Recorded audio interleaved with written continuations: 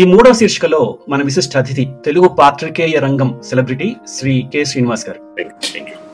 శ్రీనివాస్ గారు, మీరు ఎప్పుడు ఇంత సీరియస్ గానే ఉంటారా? హాస్య చిత్రత ఉందనుకుంటారా మీరు? హాస్య చిత్రత ఉందో లేదో నేను ఎట్లా చెప్తాను, కానీ నాతో దగ్గరగా మెలిగేవాడు చెప్పాలి. మొదట ప్రభావితం చేసిన పుస్తకం చలం ఆత్మకథ. అది మీరు ఏ వయసులో చదివారు? బహుశా 18-19 సంవత్సరాల వయసులో చదివి ఉంటానండి. తర్వాత తెలుసుకుంటున్న క్రమంలో చలం ప్రభావితం చేశాడు. మీకు కౌమార దశలోనే మీకు అటువంటి పుస్తకాలు, ఆయన పుస్తకాలు మీకు అందుబాటులో ఉన్నాయంటే మీ ఇంట్లో వాతావరణం ఎలా ఉండేది? ఇంటింట గ్రంథాలయం అని ఒక పథకం ఉండేది. మా నాన్న దానికి సబ్స్క్రైబ్ చేశాడు. ఈ పుస్తకం చదవాలి, ఈ పుస్తకం చదవకూడదు అనే ఆంక్షలు మా ఇంట్లో ఏమీ లేవు. చలం ఆత్మకథకు వస్తే మీకు అప్పట్లో మిమ్మల్ని ఆలోచింపజేసిన విషయాలు ఏమిటి ఆ పుస్తకంలో? చలం చదివితే ఆయన కలుసుకోవాలని ఉంటుంది, ఆయన తెలుసుకోవాలని ఉంటుంది, ఆయన దగ్గరికి వెళ్ళాలని ఉంటుంది. రెండు విషయాలు ఆయన వ్యతిరేకించాడు. ఒకటి పెళ్లి, రెండు స్కూల్. ఈయన చదువు ఎగ్గొట్టి పురాణాలు వినడానికి వెళ్ళేవాడు. వాళ్ళ నాన్న కోపడు, ఏదో పురాణాలు చెప్పుకుని పోతావు అంటే అంత అదృష్టం అనుకుంటాడు. బిడ్డల శిక్షణ అనే పుస్తకంలో ఆయన రకరకాల ఆయన ఆలోచనలు చెప్పారు. ఆయన కుటుంబం చూస్తే ఒక విమర్శ ఏంటంటే ఆయన పెంచిన విధానం కూడా అంత పిల్లలు ఏం పెద్దగా స్థిరపడలేదు కదా, వాళ్ళకేం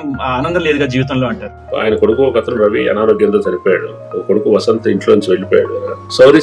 సౌరీస్ జీవితం ఫలప్రదమైన జీవితం అని అనుకుంటాడు చలం. మైదానం చాలా మంది స్త్రీ తన కట్టుబాట్లని నిర్బంధించబడిన ఒక వ్యవస్థ నుంచి బయటకు వస్తే సుఖపడుతుంది అన్నట్టుగా ఆయన అందులో చెప్పారు అని అందరూ అర్థం చేసుకున్నారు. నాకేమని అర్థమైంది అని అంటే, స్త్రీ ఎక్కడున్నా కూడా స్వేచ్ఛ జీవిని అనే ఒక కాన్షియస్నెస్ లేకపోతే గనక సప్రెషన్ కే గురవుతుంది అని చెప్పాడేమో అంతర్లీనంగా అని నాకు అనిపిస్తుంది. ఆ స్వేచ్ఛ డిఫైన్ చేశాడని చెప్పలేము. అన్ని చోట్ల మైదానం ఒకటే కదా, తర్వాత వచ్చిన అరుణ కానీ తర్వాత జీవితా దర్శనం వాళ్ళు కానీ మనుషులు స్వేచ్ఛగా ఉంటారు. స్వేచ్ఛగా ఉండటం వల్ల కూడా ఇబ్బందులు వస్తాయి. ఇప్పుడు యువత చలం చదవాలంటే మీరు మొదటగా సూచించే పుస్తకం ఏంటి? మ్యూజిక్ చదవాలని చెప్తాను. మీకు దాసభాషితం గురించి తెలుసు కదా, మీరు మంచి ప్రాజెక్ట్ కానీ మీకు లాభదాయకంగా ఉండదు కదా, మరి ఉద్యోగం వదిలేసి కెరీర్ వదిలేసి రావడం ఏంటి అనుకున్నాను. కానీ కొంతమందికి ఏదో ఒక ప్యాషన్ పిచ్చో లేకపోతే ప్రపంచంలో పనులు జరగవు.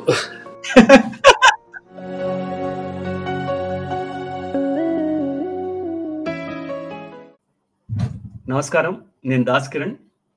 ఓ సెలబ్రిటీ ఓ పుస్తకం శీర్షికకు స్వాగతం. ఈ కార్యక్రమంలో సెలబ్రిటీలను పిలిచి వారిని అత్యంత ప్రభావితం చేసిన పుస్తకం గురించి లోతుగా చర్చిస్తాం. ఆ క్రమంలో అనేక ఇతర విషయాలను కూడా స్పృశిస్తాం. ఈ మూడవ శీర్షికలో మన విశిష్ట అతిథి తెలుగు పాత్రికేయ రంగం సెలబ్రిటీ శ్రీ కె. శ్రీనివాస్ గారు. ప్రముఖ దినపత్రిక ఆంధ్రజ్యోతిలో 2008 నుండి ఎడిటర్గా సేవలందించి అక్టోబర్ 2024లో ఉద్యోగ విరమణ చేసిన శ్రీనివాస్ గారు ఉస్మానియా విశ్వవిద్యాలయం నుండి తెలుగులో ఎంఏ ఎంఫిల్ పట్టాలు పొందారు. తెలుగు విశ్వవిద్యాలయం నుండి జర్నలిజంలో మాస్టర్స్ పట్టా పొందారు. అక్కడి నుంచే ఆయన 2 ప్రపంచ యుద్ధాల మధ్య తెలుగు సాహిత్యం అనే అంశం మీద పరిశోధనా పత్రం సమర్పించి డాక్టరేట్ కూడా పొందారు. 42 ఏళ్ల పాత్రికేయ జీవితపు విస్తార అనుభవం శ్రీనివాస్ గారి రచనలో కనిపిస్తుంది. ఆంధ్రజ్యోతి దినపత్రికలో తను రాసిన సంపాదకీయాలు, సందర్భం అనే శీర్షికతో రాసిన వ్యాసాలు పుస్తకాలుగా విడుదలయ్యాయి. అవి ఆయా కాలాలకు దర్పణంగా నిలుస్తాయి. సాహిత్య పాత్రికేయ రంగాల్లో ఆయన కృషికి గాను శ్రీనివాస్ గారికి ఎన్నో అవార్డులు వచ్చాయి. అందులో Tapi Dharmarao memorial award, CY Chintamani award, Devulapalli Ramanujarao memorial award, D Sripadarao అవార్డులు కొన్ని. శ్రీనివాస్ గారి వ్యక్తిత్వం గురించి ఆయన మాజీ సహోద్యోగి, ప్రస్తుత ఆంధ్రజ్యోతి ఎడిటర్ శ్రీ రాహుల్ కుమార్ గారు ఇలా అంటారు, ఐ కోట్: శ్రీనివాస్ రచనల్లో మార్పు కావాలన్న హడావిడి ఉంటుంది, మనిషిని మంచి వైపు నడిపించాలన్న ఉద్వేగం ఉంటుంది, న్యాయం కోసం మనుషులు ఆందోళన పడాలనే తత్వం ఉంటుంది, చెడును ఖండించాలనే ఆగ్రహం ఉంటుంది. ఇవన్నీ చెప్పడానికి ఆయన వాక్యాలన్నీ భావగాంభీర్యతతో బరువెక్కుతాయి అనుకోట్. శ్రీనివాస్ గారు సూచించిన పుస్తకం ఈ శీర్షికకి చలం రాసిన తన ఆత్మకథ. ఆత్మకథలంటే నాకు అసహ్యం అంటూ తన ఆత్మకథకి ముందు మాట రాసుకున్న చలం ఆత్మకథ నిజంగా మనం ఎందుకు చదవాలి? తెలుగు సమాజాన్ని, సాహిత్యాన్ని ఒక ఊపిన రచయిత చలం. చలం సంచలనాలు సృష్టించడు, చలం రాసిందల్లా సంచలనం అవుతుంది. స్త్రీని ఒక వస్తువుగా, ఉపకరణంగా చూసే రోజుల్లో రక్తమాంసాలున్న మనిషిగా చూడటం ఆనాటి సమాజానికి నేర్పిన గురువు చలం. అసలు ఫెమినిజం అనే పదమే ప్రపంచంలో ఎక్కడా పుట్టని సమయానికే ఆ వైపుగా ప్రతిపాదనలు చేసిన గొప్ప వ్యక్తి Chalam. Don't meet your heroes అని ఒక సామెత. కానీ చలం సాహిత్యం చదివి మనం ఆయనని ఎలా ఊహించుకుంటామో అచ్చంగా అలాగే ఉంటారు నిజ జీవితంలో. అది ఆయన ఆత్మకథ చదివితే మనకు అర్థమవుతుంది. ఒకవేళ టైం ట్రావెల్ చేసి ఆ కాలానికి వెళ్ళి చలాన్ని కలిసినా మనం ఏమాత్రం డిసప్పాయింట్ అవ్వం. అంతగా రాసిన దాన్ని బతికి చూపించారు చలం. ఇలా అనడం కన్నా బతికేదాన్నే రాసి చూపించారు అనాలేమో. చలం జీవితం పూలపాన్పుపై గడవదగ్గంత ఆస్తి ఉంది ఆయన దగ్గర. కానీ ఆ బాటను ఆయన ఎంచుకోలేదు. జీవితమంతా కష్టనష్టాలు, అవమానాలు, అనుమానాలు, హేళనలు, ఎత్తిపొడుపుల మధ్య గడిచింది. అయినా తన పర్సనాలిటీని కానీ, పనులను కానీ, రాతల్ని కానీ ఏనాడు ఎలాంటి గడ్డు పరిస్థితుల్లోనూ డిసోన్ చేసుకోలేదు చలం. అది ఆయన నిజాయితీకి తార్కాణం. నిజానికి చలం ఊహించుకున్న సమాజం చాలా ఉత్తమమైనది. అక్కడ వేర్పాటువాదానికి చోట్లేదు, నిష్కారణ కర్కసత్వానికి చోట్లేదు, కుళ్ళు, కుతంత్రాలు, అబద్ధాలు, అసహ్యాలు, అసూయలకు తావులేదు. అలాగని ఆయన కళ్ళు ఎప్పుడు కలలు కంటూ నిజాన్ని నిర్లక్ష్యం చేయలేదు. పచ్చి వాస్తవికతలో బతికారు చలం. లోకం తీరు ఎలా ఉంటుందో తెలుసు, ఎందుకుందో కూడా తెలుసు. అయినా మారకపోతారా అని ఎంతో ఆశించారు చలం. ఇలాంటి ఊహలు చలానికి ఉన్నాయి అని ఆయన సాహిత్యం చదివితే మనకు అర్థమవుతుంది. అయితే ఆయన ఆత్మకథ చదివితే మాత్రం అలా కలలు కనడానికి, అవి కలలే తప్ప అసలు వాస్తవం వేరు అని ఆయనకి పూర్తి అవగాహన ఉండడానికి, ఈ అన్యాయం మారడానికి కృషి చేయాలనే తాపత్రయం ఆయనకి ఎలా వచ్చాయో తెలుస్తుంది. ఏ పరిస్థితులు ఆయన ఆలోచన విధానాన్ని, తెగింపు స్వభావాన్ని ఆయనకి ఇచ్చాయో అర్థమవుతుంది. చలం సాహిత్యం ద్వారా, ఆత్మకథ ద్వారా చలాన్ని మరింత దగ్గరగా తెలుసుకోవడం సామాజిక పరివర్తనం వైపు అడుగులు వేసే ప్రతి ఒక్కరికి అవసరం. అయితే నేటి మన విశిష్ట అతిథికి ఈ పుస్తకం ఎలా సహాయం చేసింది? ఆయన ఆలోచన ధోరణిలో మార్పుకు చలం ఆత్మకథ ఎలా తోడ్పడింది? ఒక దశలో చలం ఆత్మకథ ఆయనను అత్యంత ఎక్కువ ప్రభావితం చేయడానికి కారణాలేమిటో ఈ కార్యక్రమంలో తెలుసుకుందాం. ఈ పుస్తకం గురించి ఇంకా అనేక విషయాలు మనం శ్రీనివాస్ గారితో చర్చిద్దాము. శ్రీనివాస్ గారు, మీకు చాలా స్వాగతం. Thank you. ఇక్కడ నేను ఇంకొక అతిథి అంటే కుటుంబ సభ్యులే పరిచయం చేయాలి. ఆమె Meena Yogeshwar, Dasabhashitam content and community manager. ఎందుకంటే నేను చదివిన పుస్తకాలు చాలా కొన్ని. అదే శ్రీనివాస్ గారితో ఇంటర్వ్యూ అంటే నాకు కొంచెం భయం వేసి తోడు తెచ్చుకున్నాను. శ్రీనివాస్ గారు చదివిన పుస్తకాల్లో చాలా వరకు మీనా చదువుంటారు. అందుకనే మీనాను కూడా వేదిక మీదకి సాదరంగా ఆహ్వానిస్తున్నాను. Meena, please join me. Srinivas గారు, మీరు ఎప్పుడు ఇంత సీరియస్ గానే ఉంటారా? సీరియస్ అంటే నా అపీరెన్స్ అంటున్నారా? అంటే మీ రాహుల్ గారు అన్నట్టు భావగాంభీర్యంతో ఉంటాయంటారు. మిమ్మల్ని నేను ప్రత్యక్షంగా కూడా చూశాను, మీ వీడియోలు కూడా ఈ ముఖాముఖి కోసం కొన్ని చూశాను. మీరు చాలా గంభీరంగానే ఉంటారు. మీ ఇది కూడా, కాకపోతే ఒకసారి వెనుకలు వినిపించాయి, హాస్యపు జల్లులు కురిశాయి మీరు ప్రసంగించిన వాటిలో. సభికులంతా నవ్వారు. బట్ మీరు what is your demeanour? How, అంటే మీరు హాస్య చిత్రత ఉందనుకుంటారా మీరు? ఏంటి హాస్య చిత్రత ఉందో లేదో నేను ఎట్లా చెప్తాను, కానీ నాతో దగ్గరగా మెలిగే వాళ్ళు చెప్పాలి. హాస్యాన్ని అయితే హాస్యాన్ని ఆనందిస్తాను. గంభీరంగానే ఇప్పుడు రాయాలని మాత్రం మాట్లాడాలని ఏమనుకోను. రాతలో కూడా నేను సాధారణమైన రైటింగ్ కూడా చేస్తాను. ఇది మీరు అనేక పుస్తకాలు నేను చెప్పినప్పుడు మీరు అన్నారు ఏదో ఒక పుస్తకం అంటూ చెప్పడానికి లేదు, కానీ మొదట ప్రభావితం చేసిన పుస్తకం చలం ఆత్మకథ అని అన్నారు, దాంతో మొదలెడదాం అన్నారు. అది మీరు ఏ వయసులో చదివారు? బహుశా 18-19 సంవత్సరాల వయసులో చదివి ఉంటానండి. అదే చలం గారిది అదే మొదటి పుస్తకం కాదు నాది. మా ఇంట్లో, మా కుటుంబంలో కూడా చదివే అలవాటు ఉంది కాబట్టి మా నాన్నగారి పుస్తకాలు తెప్పించేవాడు. మైదానం ఇంకా 1-2 చలం పుస్తకాలు మా ఇంట్లో ఉండేవి. చాలా 14-17 వయసులోనే చదివాను నేను అవి. తర్వాత తెలుసుకుంటున్న క్రమంలో తారసపడిన పుస్తకం చలం ఆత్మకథ. చలం ఆత్మకథ ఒక్కటే బాగా ప్రభావితం చేసిందా అంటే అట్లా చెప్పలేను. చలం ప్రభావితం చేశాడు. చలం పుస్తకాలు అన్నింటిలోనూ పదే పదే గుర్తొచ్చే పుస్తకం. ఎందుకంటే ఆయన మొత్తం జీవితాన్ని, సాహిత్యాన్ని అంతా కలిపి ఒక పుస్తక రూపంలో ఆయన చెప్పాడు, ఆత్మకథ రూపంలో చెప్పాడు. అది నాకు గుర్తొస్తూ ఉంటుంది. కాబట్టి బహుశా నేను బాగా ఇష్టపడిన, నా మీద బాగా ముద్ర వేసిన పుస్తకంగా చలం ఆత్మకథను నేను కనీసం ఇవాల్టి కార్యక్రమానికి ఎంచుకున్నాను. అట్లానే చాలా చెప్పండి, కొనసాగించండి. అట్లాగని ఒక పుస్తకం, కొంతమందికి ఒక పుస్తకం చాలా ప్రభావం వేసి జీవితాంతం నడిపిస్తుంది, అది కరదీపికలాగా ఉండి. కొంతమందికి ఒక రచయిత నడిపిస్తారు. ఒక్కొక్కడికి ఒక్కో దశలో ఒక పుస్తకం బాగా ప్రభావితం చేస్తుంది. ఇవాళ నాకు 18-19 ఏళ్ళ వయసు ఉన్నప్పుడు చలాన్ని ఎట్లా చూస్తానో ఇవాళ నేను అట్లా చూడకపోవచ్చు.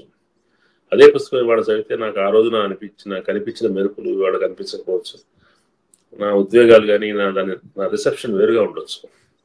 ఎందుకంటే మనం మారుతూ ఉంటాం కదా, అది ఎదగటం అనండి, ఇంకో రకంగా అండి, ఏదైనా సరే మారుతూ ఉంటాం. కాబట్టి ఒకే పుస్తకం మనం చివరి దాకా తోడు ఉంటాం అనేది, బహుశా ఎపిక్స్, భారతం, రామాయణం లాంటి పుస్తకాలు, వాటి మీద మనం ఎంత విమర్శనాత్మకంగా ఉన్నా ఆ కథ మనకు జీవితాంతం మన వెంట తోడు వస్తుంది. అట్లా చలం కథ కూడా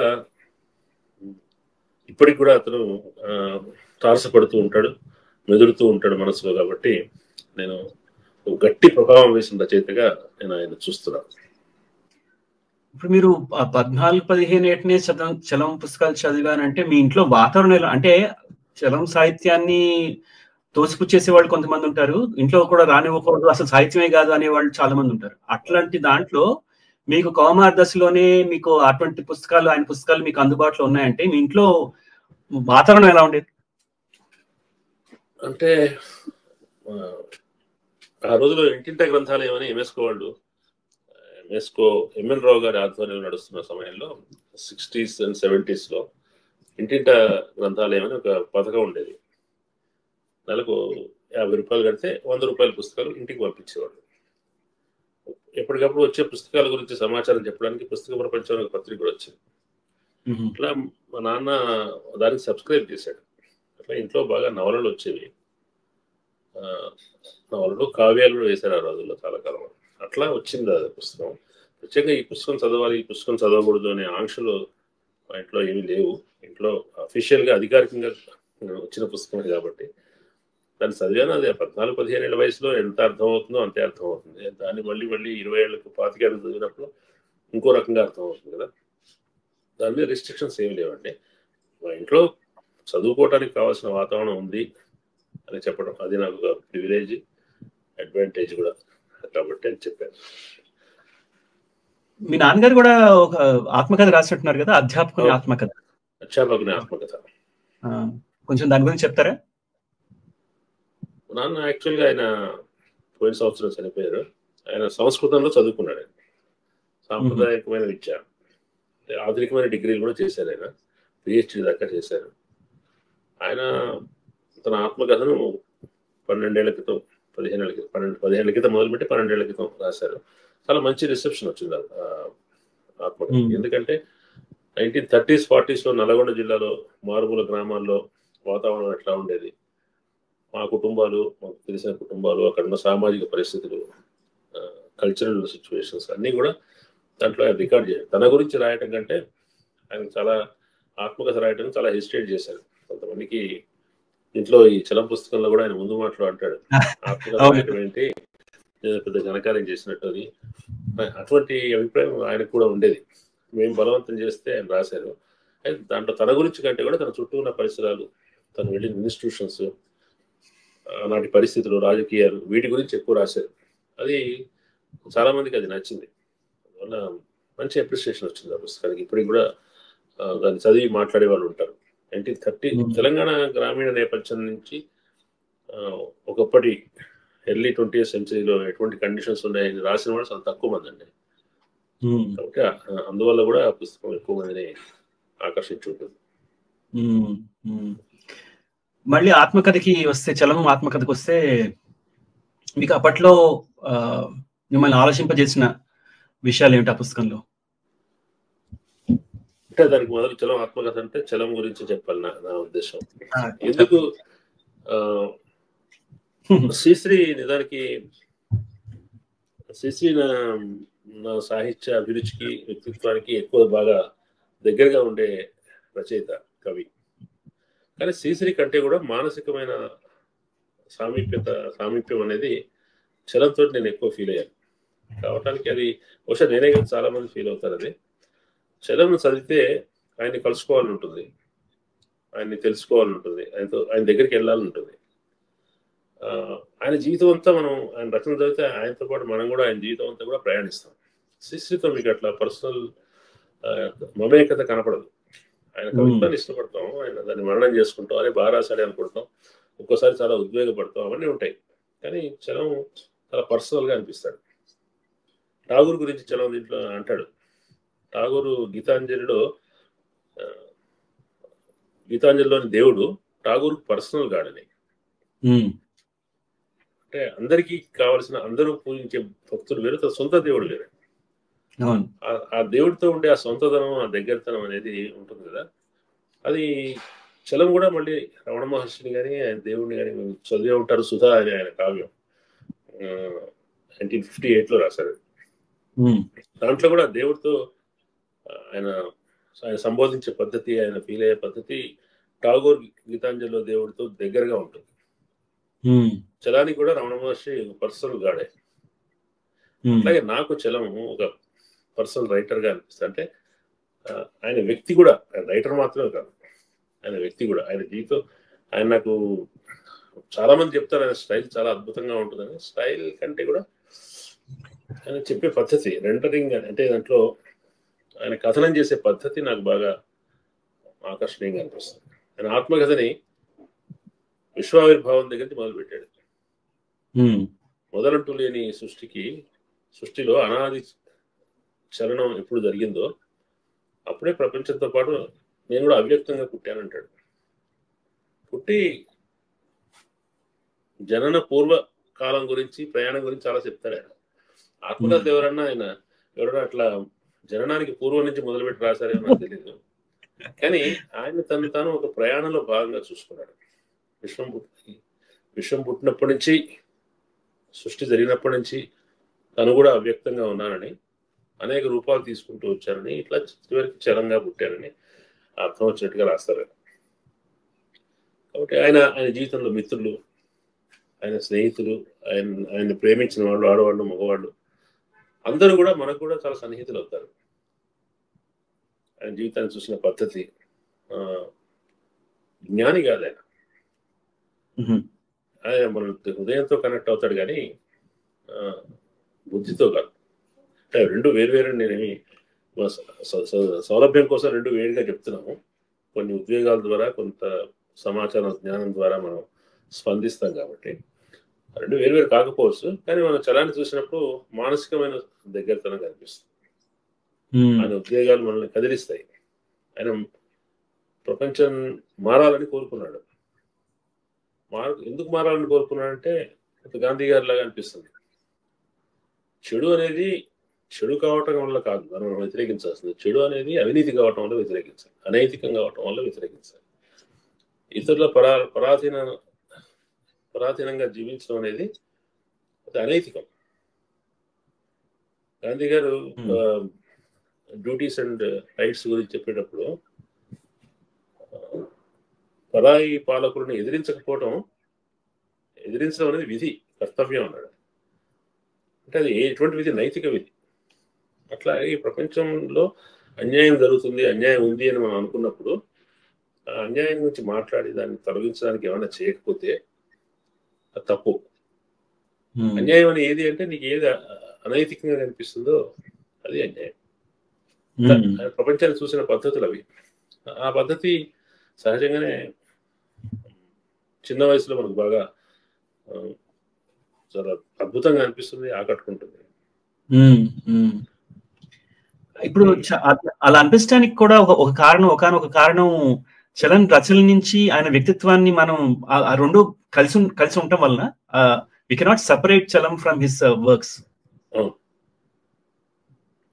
అదే చాలా మందికి చలం గురించి ఇచ్చే అప్రిసియేషన్ అదే కదా. చలం తను జీవించడంలో భాగంగా రాశాడు. పాత వేరు జీవితం వేరు కాదు. రాసిన దాన్ని జీవించాడు, ఆ జీవించడంలో భాగంగానే రాశాడు. కాబట్టి ఎప్పుడైతే తను ఏ దశలో ఎట్లా ఉన్నాడో అవే రాశాడు. 1951లోనో 52లోనో అరుణాచలం వెళ్ళిపోయిన తర్వాత ఇక నేను కథలు రాయను అనుకున్నాడు. అప్పటికే వాగ్దానం చేసిన ఒక కథ ఉంటే రాశాడు, ఆ రాత్రి ఒక కథ. దాని తర్వాత మళ్ళీ జీవితంలో కథ రాయలేదు. కానీ అంతకుముందు జీవించిన జీవితాన్ని డిజోన్ చేసుకున్నాడంటే చేసుకోలేదు. ఆయన 73లో ఇచ్చిన 72-73లో రాసిన ఆత్మకథలో 73లో అప్పుడు ఆల్ ఇండియా రేడియోకి ఆయన ఇంటర్వ్యూ ఇచ్చాడు. అప్పుడు ఆ కార్యక్రమం మాట్లాడేటప్పుడు కూడా ఆయన దేని డిజోన్ చేసుకోలేదు, రాసిన దాన్ని దేని డిజోన్ చేసుకోవట్లేదు అన్నాడు. ఆయన పర్సనల్ అన్వేషణ అనేది అయితే ఉందో ఆ అన్వేషణ మారింది. ఆయనకు జీవితంలో ఆనందం కానీ, విముక్తి కానీ, సార్థకత కానీ స్త్రీ ప్రేమలో దొరుకుతుంది అనుకున్నాడు.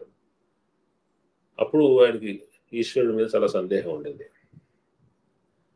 కానీ ఆ స్త్రీ ప్రేమలో ఆయనకు చాలా వైఫల్యాలు కానివ్వండి, ఆయన వేరే భిన్నమైన అనుభవాలు, ఆయన అనుకున్నంత ఆయన దాని నుంచి ఏమీ పొందలేదు అనుకున్నాడు.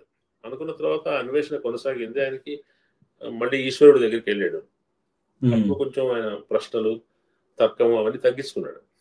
తగ్గించుకుని ఈశ్వరుని నమ్మటం మొదలుపెట్టాడు. అట్లా మొత్తంగా ఆ క్వెస్ట్ అనేది కొనసాగుతూ వచ్చింది. కానీ చివరి దాకా కూడా అశాంతి ఏదైతే ఉందో, దేవుడు అనేవాడు ఉంటే ప్రపంచం ఇంత అన్యాయంగా ఉంటుందా అనేది బేసిక్ ప్రశ్న. ఇంత అన్యాయంగా ఉన్న ప్రపంచాన్ని ఎందుకు దేవుడు సహిస్తాడు? ఎందుకు ఉంది అంటే దానికి కారణం దేవుడు లేడనే కదా అని ఆయన ప్రశ్న. చాలా చాలా చిన్న ప్రశ్నలాగా అనిపించవచ్చు, కానీ ఆయన ఆలోచన ఎక్కువ దాని చుట్టూ తిరిగింది. ఇప్పుడు అదే ప్రశ్న మీకుండిందా? మీకు సమాధానం దొరికిందా ఆ ప్రశ్నకి? అలా ప్రశ్న ఉందా మీకు? ఉండకపోతే అది పిచ్చి ప్రశ్న. ఎందుకంటే మీ ఇచ్చిన పరిచయంలో కూడా అదే కదా రాహుల్ కుమార్ గారు, సమాజం మారాలి, దాంట్లో ఉన్న చెడుని మనం అధిగమించాలనేదే మీ మీ మీ రచనల్లోనూ మీ భావనలోనూ వ్యక్తమైంది. అది మీరు ఎలా రీకన్సైల్ చేసుకున్నారు? Why is there so much evil in the world అనే ప్రశ్నకి మీ రీకన్సిలియేషన్ ఏంటి? నేను నా పర్సువేషన్ వేరు. నేను నా పర్సువేషన్ లో భాగంగా చరణ్ చదువుకున్నాను. చరణ్తో పాటు చాలా మంది రైటర్స్ చదువుకున్నాను. నేను ప్రపంచాన్ని అర్థం చేసుకున్న పద్ధతి వేరు. నేను మాలాంటి వాళ్ళు అర్థం చేసుకున్న పద్ధతి కూడా చిన్నానికి చలవనట్టు వాళ్ళకి తెలుసు. ఆ రోజున ప్రపంచంలో చెడ్డవాళ్ళు మంచివాళ్ళు అనేది స్వభావత మానవ స్వభావంలో ఉండటం కాదు, వాళ్ళ ప్రయోజనాల రీత్యానే ఉంటారు. ఇంగ్లీష్ వాడు ఎందుకు చెడ్డవాడు అయ్యాడు? వాడికి లాభం కావాలి. వాడు దేశాన్ని వదిలి మన దేశానికి వచ్చాడు, మనల్ని ఆక్రమించుకున్నాడు, మన చేత పని చేయించుకున్నాడు, మన దగ్గర వనరులు తీసుకున్నాడు, వాడి దేశానికి తరలించుకున్నాడు. అలాగే రెండు దేశాల మధ్యనే కాదు, ఒకే సమాజంలో మనుషులు కూడా కొంతమంది ఒకళ్ళు డిప్రైవ్ చేస్తారు, ఒకళ్ళ దగ్గర నుంచి ఎక్కువ అడ్యూ అడ్వాంటేజ్ తీసుకుంటారు. సో మచ్ ఈ ప్రపంచంలో ఉన్న అసమానతలకి మానవ స్వార్థం అనేది ఇండివిజువల్ స్వార్థం కాదు, ఆ సిస్టమ్ ఇట్ సెల్ఫ్ హెల్పింగ్ ఈ అసమానతల కోసం బాగా సహాయం చేసే పద్ధతిలో ఉంది. కాబట్టి సిస్టమ్ మార్చాలి అనే పద్ధతి అనే ఆలోచన చాలా మందిలో ఉంది. చలంలో కూడా సిస్టమ్ వివాహ వ్యవస్థ పోవాలన్నాడంటే వివాహ వ్యవస్థ ఉండటం బట్టే ఆడవాళ్ళకి ఈ డిప్రవేషన్స్, ఈ హక్కులు లేకపోవటాలు, ఈ తక్కువగా చూడటాలు ఇవన్నీ ఉన్నాయని ఆయన కూడా నమ్మాడు. అందువల్ల పెళ్లి రెండు విషయాలు ఆయన వ్యతిరేకించాడు, రెండు ఇన్స్టిట్యూషన్స్ని. ఒకటి పెళ్లి, రెండు స్కూల్. ఈ స్కూలింగ్ని వ్యతిరేకించడం అనేది మీకు వెస్ట్లో చాలా తర్వాత కాలంలో వచ్చింది. అంటే ఇన్స్టిట్యూషనలైజ్డ్ ఉన్నాయి కదా, సిస్టర్ పెళ్లి కానివ్వండి, even hospital, prisons and schools, ఇవన్నీ ఇన్స్టిట్యూషన్స్ కదా. ఈ ఇన్స్టిట్యూషన్స్ మనిషిని ఎట్లా అమానవీయంగా తయారు చేస్తాయి అనే విషయంలో చాలా సిద్ధాంతాలు వచ్చాయి మధ్య. ఆ రోజులోనే చదువులు అనేవి పిల్లల్ని చాలా తగిన ఏమంటే వాళ్ళు ఎట్లా పెరగాలో అట్లా పెరగకుండా చేస్తున్నాయని ఆయన నమ్మాడు. అందువల్ల ఆయన రాసిన రెండు పుస్తకాలు, స్త్రీ ఒకటి, బిడ్డల శిక్షణ ఒకటి. పిల్లల్ని పెంచడంలో మనం అనుసరిస్తున్న పద్ధతుల గురించి ఆయన చాలా కంప్లైంట్స్ ఉన్నాయి. ఈయన చదువు ఎగ్గొట్టి పురాణాలు వినటానికి వెళ్ళేవాడు. చలో నాన్న కోపడ్డాడు, ఏదో పురాణాలు చెప్పుకుని పోతావు అంటే, అంత అదృష్టమా అనుకుంటాడు. అంటే వాడికి పురాణాలు మంచి చెడ్డ విషయం కాదు. అక్కడ చదువు అనే దగ్గరికి వెళ్ళి ఆ గదిలో కూర్చొని వాళ్ళు వెత్తం పట్టుకొని బోధిస్తుంటే దాన్ని విని అది బలవంతంగా బుర్రకెక్కించుకొని ఇదంతా దీంట్లో ఉండే హింస గురించి మాట్లాడుతున్నాడు. అట్లా కాకుండా లెర్నింగ్ అనేది చాలా ఫ్రెండ్లీగా జరగాలని, ఆహ్లాదంగా జరగాలి, ఓపెన్గా జరగాలనేది అతని పద్ధతి. ఆయన బిడ్డల శిక్షణలో రాసిన చదువు చెప్పే పద్ధతి కూడా పిల్లలకి ఎట్లా చదువు చెప్పాలని పిత్తులకు ఎవరు కూడా ఆఫర్ చేస్తాడు. నేను చెప్తాను చదువు, మీరు స్కూల్లో చేర్పించకండి అంటాడు. అలాగే టీచర్ గానే పనిచేశాడు. పనిచేసిన చోట అన్ని చోట్ల ఆయన స్టూడెంట్స్ ఆయన బాగా ప్రేమించారు. కాబట్టి ఇన్స్టిట్యూషన్స్ గురించి మనందరికీ మన మనందరికీ వ్యతిరేకత ఉంటుంది ఏదో రకంగా. ఈ పరిస్థితి డెమోక్రసీకి సరిగ్గా పనిచేయట్లేదు అంటాం, ఏదో ఒక సంస్థ సరిగ్గా పనిచేయట్లేదు అంటాం, ఈ విద్యా విధానం ఇట్లా ఉంది, ఆరోగ్య విధానం ఇట్లా ఉంది, ఇవన్నీ మనం అంటాం కదా. అంటున్నప్పుడు అంటే అర్థం ఏంటంటే దాంట్లో వ్యక్తులు చెడ్డతనం కంటే కూడా ఆ వ్యక్తులను చెడ్డగా తయారు చేసే నిర్మాణం ఉంది దాని చుట్టూ. ఆ నిర్మాణాన్ని భగ్నం చేయాలి అనే ఆలోచనే వ్యవస్థల మీద ఉన్న విమర్శ. ఆయన ఆ వ్యవస్థల మీద చాలా మంచి గట్టి విమర్శ పెట్టాడు. మీనా, నువ్వు ఏమైనా యాడ్ చేస్తావా దీంట్లో? ఈ చలనం కూడా నువ్వు చాలా చదివావు కదా. అయితే మీరు అన్నది కరెక్ట్ సార్. వ్యవస్థ మీద ఆయన ఎక్కువగా పోరాటం చేశారు. అయితే నాకు ఏమనిపిస్తుంది అంటే మైదానం చాలా మంది అలాగే అర్థం చేసుకున్నారు. స్త్రీ తన కట్టుబాట్లని తనకి నిర్బంధించబడిన ఒక వ్యవస్థ నుంచి బయటకు వస్తే సుఖపడుతుంది అన్నట్టుగా ఆయన అందులో చెప్పారు. అలా స్వేచ్ఛగా ఉండాలి అన్నట్టుగా చెప్పారు అని అందరూ అర్థం చేసుకున్నారు. నాకేమని అర్థమైంది అని అంటే, స్త్రీ ఎక్కడున్నా కూడా ఒకవేళ తనకి నేను స్వేచ్ఛ జీవిని అనే ఒక కాన్షియస్నెస్ లేకపోతే గనక ఎక్కడున్నా కూడా తను మోసగింపబడుతుంది, లేదంటే ఎక్కడున్నా కూడా తను సప్రెషన్కే గురవుతుంది అని చెప్పాడేమో అంతర్లీనంగా. ఎందుకు అనంటే అమరు ఇంకొక మీరాని ఈమెతో చూసినప్పుడు అమరకు కూడా కోపం వస్తుంది. అమరు కూడా ఆమెను వాళ్ళిద్దరి దాన్ని ఏమంటారు, ఆ బంధాన్ని ఇష్టపడ్డు. తన్ని తనకే సొంతంగా ఉండాలి అని కోరుకుంటాడు. అది కూడా వివాహ వ్యవస్థలో జరిగేదే అక్కడ కూడా జరిగింది. అయితే దాన్ని ఆ అమ్మాయి ఏంటి అంటే, ఇక్కడ అమర్ మీద ప్రేమ ఉంది కాబట్టి ఆమె ఇలా తీసుకుంది, ఇష్టంగా తీసుకుంది. ఆ వివాహ వ్యవస్థలో ఆ స్వేచ్ఛ ప్రేమ లేదు కాబట్టి అలాంటి నిర్బంధాలని ఇష్టంగా తీసుకోదు. కాకపోతే స్త్రీ ఎక్కడున్నా కూడా తన ఇష్ట ప్రకారం తను నడవకపోతే కనుక ఎప్పటికైనా కూడా తను సప్రెషన్కే గురవుతుంది అని చెప్పాడేమో. దాంతో పాటు మనుషులు కూడా మారాలి, సమాజం కన్నా మనుషులు మారాలి అని ఎక్కువగా కోరుకున్నారేమో చలం అని నాకు అనిపిస్తుంది. ఇంకొక విషయం ఏంటి అని అంటే, మీరు అన్నట్టు చలం చాలా అన్అపాలజిటికల్లీ చెప్పుకున్నారు తన జీవిత గమనాన్ని. ఎక్కడా కూడా దాచుకోలేదు, ఉన్నదన్నట్టుగా ట్రాన్స్పరెంట్ గా చెప్పుకున్నారు. దానివల్లే ఆయన ఎక్కువగా చిత్కారమే అనుభవించారు ఎక్కువ శాతం పాపం. అది మీరేమంటారు దాని గురించి? ఈ రెండు విషయాల గురించి మీ ఉద్దేశం ఏంటి? మైదానంలో ఉన్నది ఒక స్త్రీ చేసిన తిరుగుబాటు. ఆ తిరుగుబాటు చేసిన తర్వాత ఎదురైన జీవితంలో కూడా ఆమెకు ఇద్దరు పురుషుల నుంచి కూడా గౌరవప్రదమైన ప్రేమ కాకుండా కొంచెం దౌర్జన్యం, కొంచెం అవి కూడా ఎదురైనాయి అనేది మనకు నవల్ చదివితే తెలుస్తుంది. ఆమె ఎందుకు వెళ్ళింది అసలుకి అనే దానికి వస్తే, ఆమె ఈ భర్త ఆమె జీవితంలో ఆమెకు సౌందర్యము, తర్వాత తన స్థాయికి సంబంధించిన అనుభవం కావాలనుకున్నప్పుడు ఆ భర్త అందుకు తగిన విధంగా ఉండడు. అతను ఈమె రొమాన్సిజం వేరుగా ఉంటుంది, అతని ఆలోచన వేరుగా ఉంటుంది. చెప్తారు కదా దాంట్లో, నిద్రలో కావాలించుకుంటే భయం వేసిందా అని అడుగుతాడు తప్ప ఇంకో రకంగా చూడదు. అటువంటి అట్లా ముందు వర్ణిస్తాడు చలం. అంటే మనుషులు persuasion of happiness, perceived happiness, వాళ్ళు ఏది హ్యాపీనెస్ అని అనుకుంటారు ఆ హ్యాపీనెస్ ని పర్సీవ్ చేసే ప్రాసెస్ లో మనుషులు నిర్ణయాలు తీసుకోవాలి, దాన్ని బయటికి రావటం అనేది అమ్మాయి దాంట్లో రాజేశ్వరి చేస్తుంది. చేసిన తర్వాత దాంట్లో ఆమె అనుకున్నటువంటి స్వేచ్ఛ, లేదంటే ఇష్టపూర్వకంగా ఉండటం, సేమ్ టైం రొమాంటిక్గా ఉండగలగటం తన అభిరుచికి తగ్గట్టుగా సాధ్యపడుతుంది. కానీ దాంట్లో కూడా మళ్ళీ మానవ సహజం అని ఆయన అన్నాడో లేదో నాకు తెలియదు, కానీ అక్కడ కూడా పురుషుడికి ఆధిపత్య స్వభావం, తర్వాత ఆ సంబంధాల్లో వేరే వాళ్ళని ఇష్టపడితే అసూయలు కలగటం, అటువంటివి కూడా దాంట్లో ప్రవేశిస్తాయి. దాన్ని ప్రత్యేకంగా నీతి చెప్పిందని నేను అన్నాను. కానీ స్వేచ్ఛాయుతమైన జీవితంలో ఉండే ఒక స్వేచ్ఛాయుతమైన జీవితంలో ఉండే ఒక రొమాంటిక్ లివింగ్ ని ఆయన దాంట్లో చిత్రించే ప్రయత్నం చేశారు. చాలా మంది ఆ రోజుల్లో సమకాలీనంగా అనుకున్నది ఏంటంటే, ఆయన కట్టలు తెలుసుకొని పారిపోమని.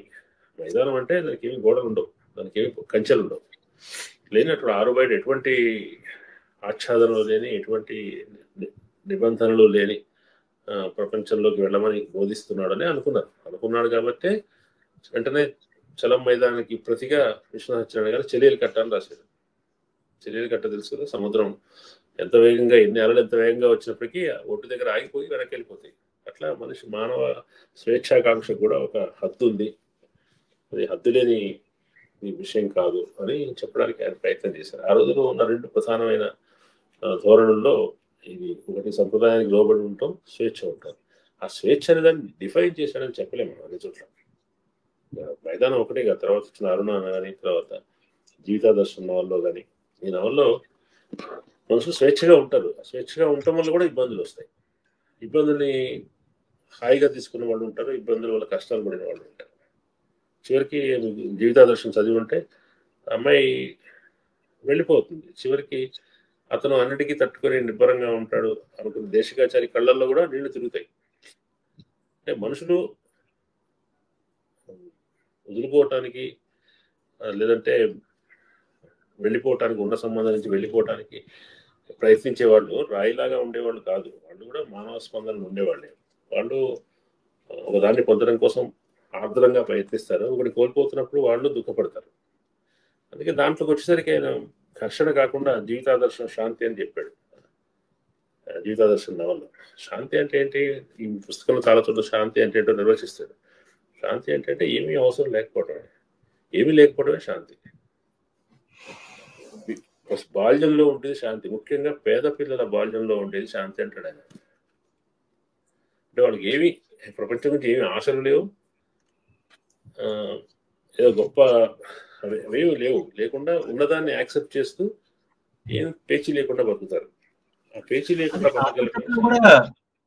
అది ఆయన ఆధ్యాత్మికతలో కూడా అదే కదండి పాయింట్. జిడ్డు కృష్ణమూర్తి చూసిన ఫిలాసఫీ చూసినా గానీ, మన ఉపనిషత్తు చూసినా గానీ, కోరికలు లేకపోవటమే అదే శాంతి. ఇప్పుడు ఎంతసేపు కోరికలు ఉంటేనే కదా మనకి అశాంతి ఉండేది. సో ఆయన చలం అవన్నీ అంచుల వరకు వెళ్తారు అనిపిస్తుంది, ఆ స్పిరిచువల్ అంచుల వరకు వెళ్తారు, కానీ హీ కుడెంట్ బ్రేక్ త్రూ ఆ థ్రెషోల్డ్ క్రాస్. వాళ్ళు చెప్పేది ఈయన చెప్పేది ఒకటి కాకపోవచ్చు. ఇప్పుడు కోరికలు లేకపోవడమే శాంతి అని ఉపనిషత్తులు చెప్పేది, కోరికలు చంపుకోవటం వల్లే సుఖంగా ఉంటాం అని బుద్ధుడు చెప్పేది ఒకటి కాదు. అట్లాగే చలం స్వయంగా ఆయన వ్యక్తిత్వంలో, ఆయన జీవితంలో ఏమీ నగలు కొనలేదు, బంగారం అంటే అసహ్యం, నాకు సంపాదించాలని అనుకోలేదు, ఏది నాకు ఇప్పుడు కావాలంటే తాపత్రమే లేదన్నాడు. తాపత్రం లేనంత మాత్రం ఆయన శాంతి దొరకలేదు. ఆయనకు ప్రేమ కావాలనుకున్నాడు. ఆ ప్రేమ అనేది ఆయన ఎక్స్పెక్ట్ చేసిన ప్రేమ అది పొందలేకపోయాడు. ఎందుకు పొందలేదు? ఎందుకంటే నేను ఆదర్శ స్త్రీ నాకు కావాలనుకున్నాను, కానీ నేను పొందలేకపోయాను. ఆదర్శ స్త్రీ కావాలంటే ముందు నువ్వు ఆదర్శ పురుషుడు కావాలి కదా, అది నేను కాలేకపోయాను కాబట్టి నాకు అది దొరకలేదు అంటాడు. ఆయనకుండే ఆ క్వెస్ట్, అసంతృప్తి, ఆ దాహం ఏంటంటే మెటీరియల్ సుఖాల కోసమో దానికోసమో కాదు. ఆయన 10 రూపాయలు ఉంటే చాలు బతికేస్తామని వెళ్ళిపోదాం అనుకున్నాడు ఆయన ఒకసారి. మనకి అంటే తినడానికి సరిపోయి ఆయన బతికిన ప్లేసెస్ అన్నీ కూడా మీకు గమనిస్తే ప్రతి చోట కూడా దళితవాడల్లో ఉన్నాడు, లేదా ముస్లింలు నివసించే ప్రాంతాల్లో ఉన్నాడు.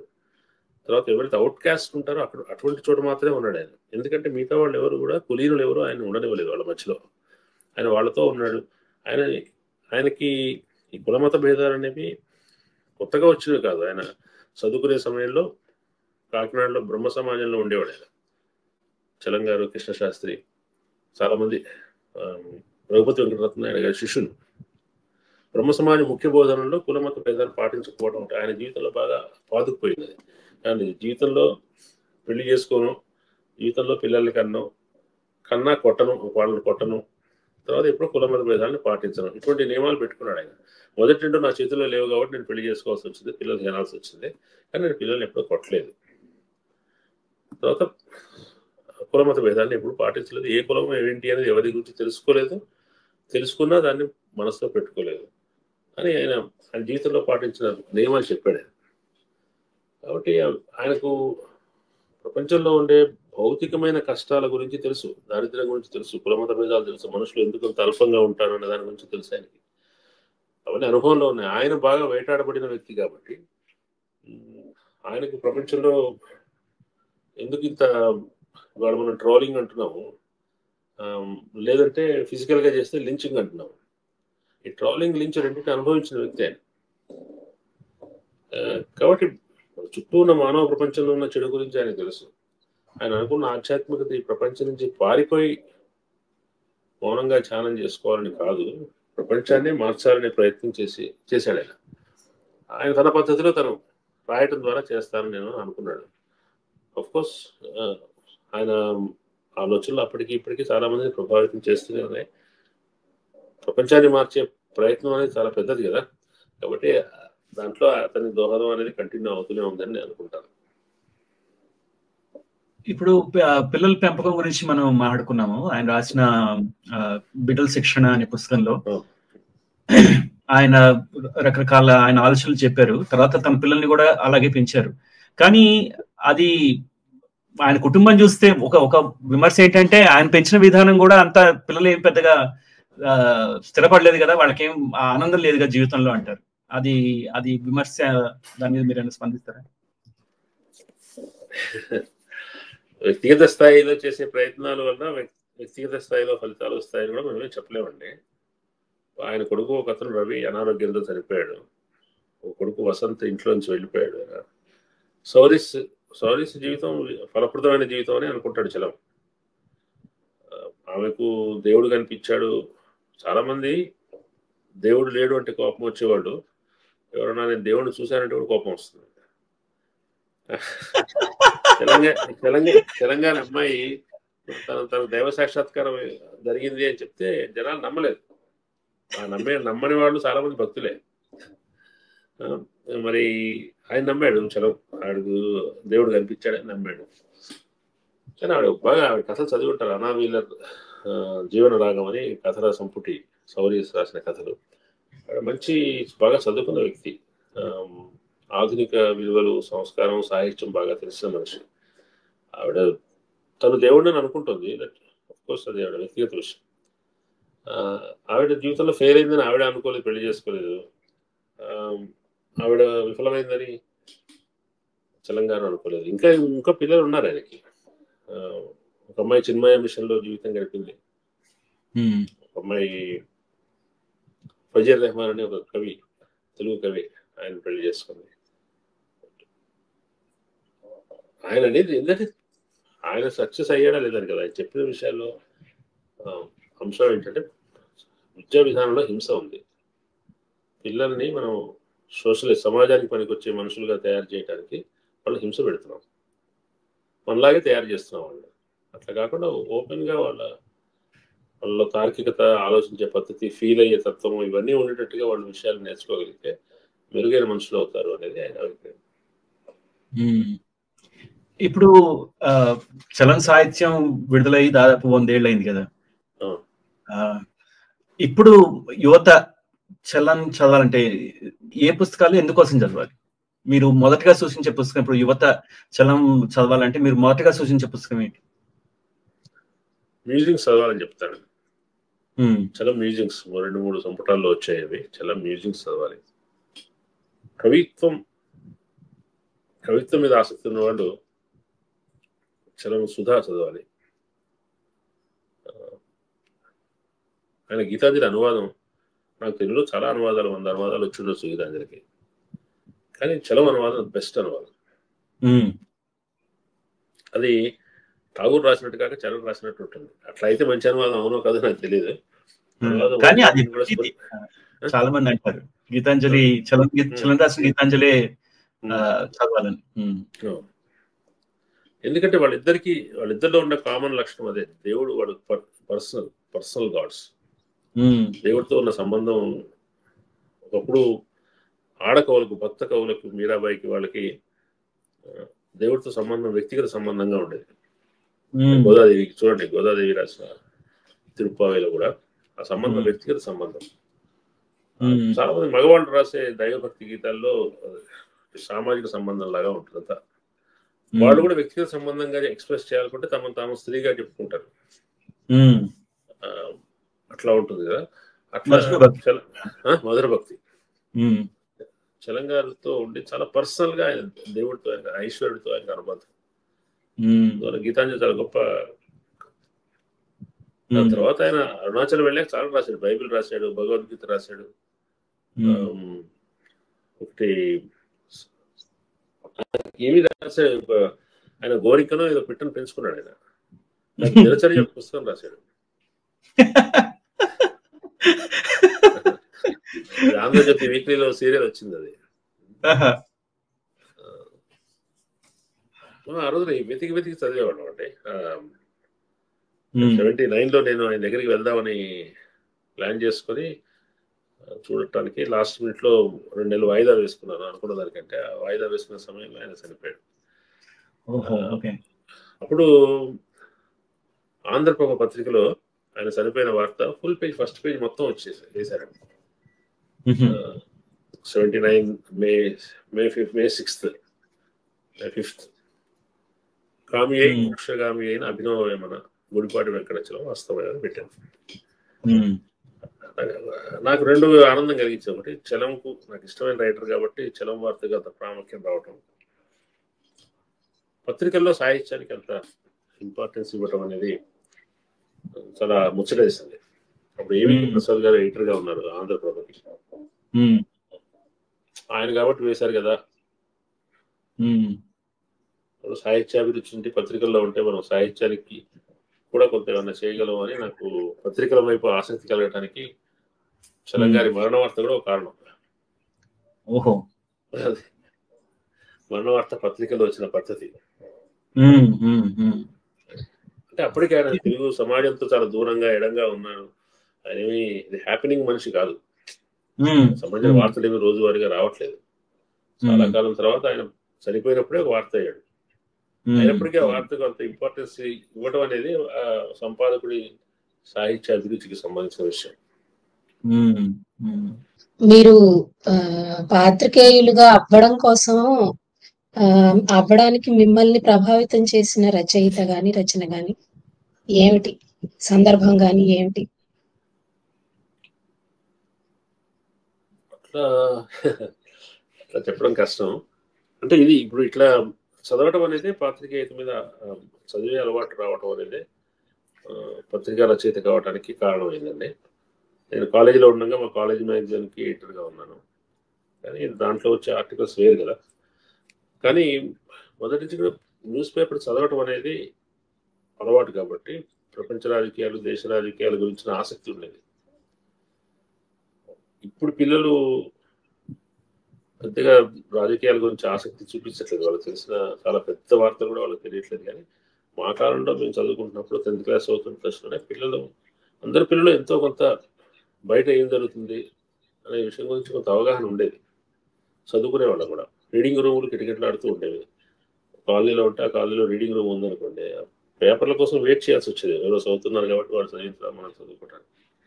ఇప్పుడు వాతావరణం మారింది కాబట్టి ఒక రాజకీయాల మీద ఆసక్తే పత్రికలోకి రావడానికి కారణం. సాహిత్యం చదవటం అనేది పత్రిక రచన చేయడానికి నాకు ఉపయోగపడింది, శిక్షణగా పనికొచ్చింది. అంటే రాయటానికి మామూలు వార్త రాయాలన్నా ఏది రాయాలన్నా కూడా ఆర్టికులేషను, లాంగ్వేజ్ స్కిల్స్, డిక్షన్ ఇవన్నీ కావాలి కదా. ఇప్పటికైనా సాహిత్యం చదువుకున్న వాళ్ళు రాత బాగుంటుందండి. అది మంచి ఇన్పుట్ మన జర్నలిజానికి.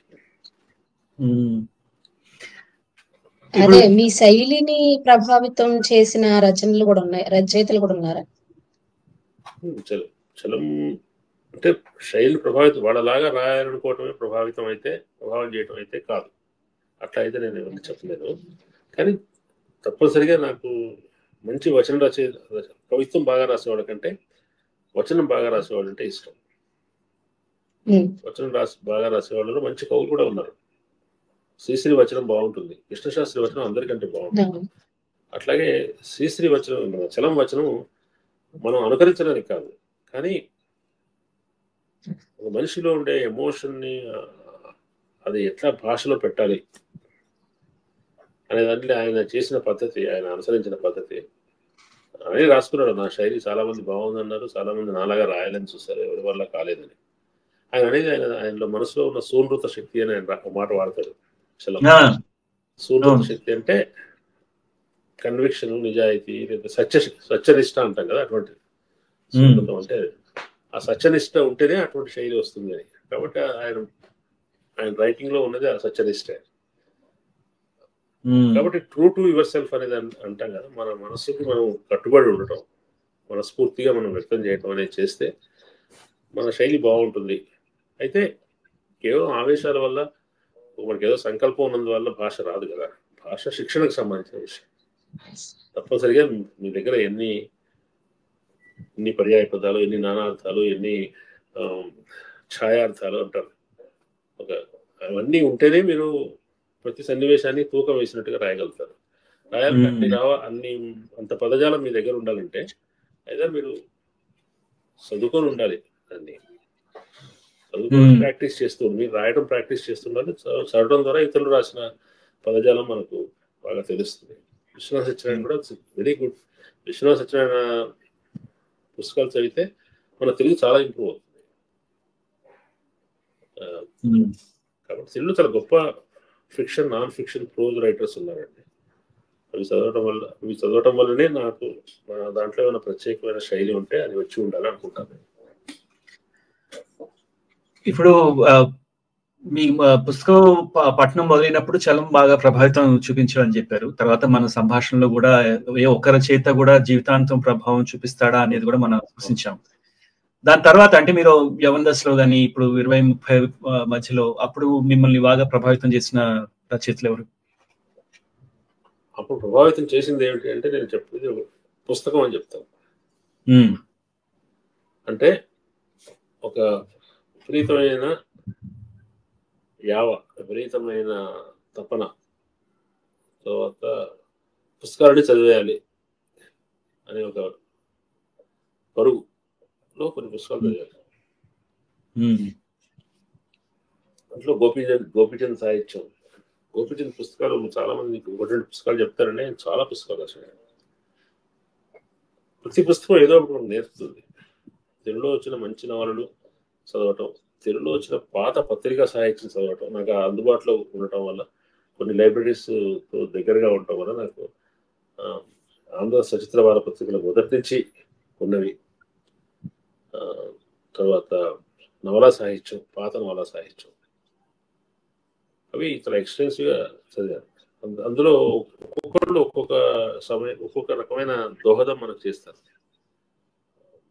కొంతమంది రాసే పద్ధతి, కొంతమంది ఎంచుకున్న విషయం.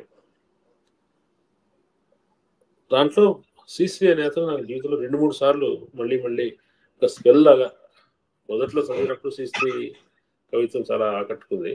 మళ్ళీ నేను 37 వయసులో మళ్ళీ రెండోసారి చదివాను. చదివినప్పుడు మళ్ళీ ఆశ్చర్యకరంగా అనిపించింది నాకు. కొంతకాలం పాటు అదే ఒక దాంట్లో ఉండేవాడు. అంటే అతని కొన్ని మాటలు వాడిన పద్ధతి, అతను ఎక్స్ప్రెషన్స్ చాలా హార్న్ చేసేవి. అట్లా హార్న్ చేయగలిగే రైటర్స్ కొద్దిమంది ఉన్నారు. కానీ హార్న్ చేసిన వాళ్ళే గొప్ప రైటర్స్, వాళ్ళే ప్రభావితం చేస్తారంటాం కరెక్ట్ కాదు. ఇంగ్లీష్లో పుస్తకాలు చదివినప్పుడు కొన్ని పుస్తకాలు మనకి పుస్తకం చదవడమే ప్రయాసం అవుతుంది. కానీ ఆ పుస్తకం చదవాలి కాబట్టి చదువుతాం, నేను కష్టపడి చదువుతాం. అంటే తెలుగు మాతృభాషలో పుస్తకం చదివినప్పుడు మనకు ఎంత ఇన్స్టాన్షియస్గా మనకు ఒక భావం కలుగుతుందో, ఇంగ్లీష్లో అది మన భాష కాకపోవడం వల్ల, మనకు దానికి ఉండే దూరం వల్ల కొంత అనుభవం అనేది వడగట్టబడుతుంది. అయినప్పటికీ దాంట్లో తీసుకోగలిగే దాంట్లో ఉంటుంది. అట్లా చాలా ప్రథమ శ్రేణి కాదు అనుకున్న రైటర్స్ నుంచి పుస్తకాలు చదివినప్పుడు కూడా వాటిలో నుంచి తీసుకోదగిన విషయం ఉందని నాకు అనిపించేది. అనేక కారణాల వల్ల, కొన్ని కేవలం సాహిత్యానుభవం కోసమే కాదు, కొన్నిసార్లు ప్రజలు ఒక కాలంలో జీవించిన విధానం గురించి తెలుసుకోవడానికి, ఆలోచించిన విధానం గురించి తెలుసుకోవడానికి, ప్రజల భావుకత ఎట్లా ఉందో తెలుసుకోవడానికి అవి పనికొస్తాయి. ఈ మధ్య అయితే కొత్తగా రాస్తున్న రైటర్స్ చాలా ఆశ్చర్యకరమైన పద్ధతిలో కథలు చెప్తున్నారు, ఫిక్షన్ రాస్తున్నారు. కొత్త ఇంతకుముందు ఊహించని, మనం చలం ఒకప్పుడు ఇది రాసినందుకే ఇట్లా రాశాడు మనం షాక్ అవుతున్నాం కదా, అట్లా కాకుండా షాక్ అయ్యే కంటెంట్ తీసుకొని, సబ్జెక్ట్స్ తీసుకొని సాహిత్యం రాస్తున్న వాళ్ళు సమకాలీన రచయితలు చాలామంది ఉన్నారు. వాళ్ళని చూసి చాలా ముచ్చటేస్తుంది. అంటే గొప్ప రైటరు అనే, మంచి రైటరు, గొప్ప రైటర్ అనే దానికి సంబంధించిన కొలమానాలు చాలా వేగంగా మారిపోతున్నాయి. చాలా వేగంగా గొప్ప ప్రమాణం నిన్నటి ప్రమాణంగా మారిపోతుంది.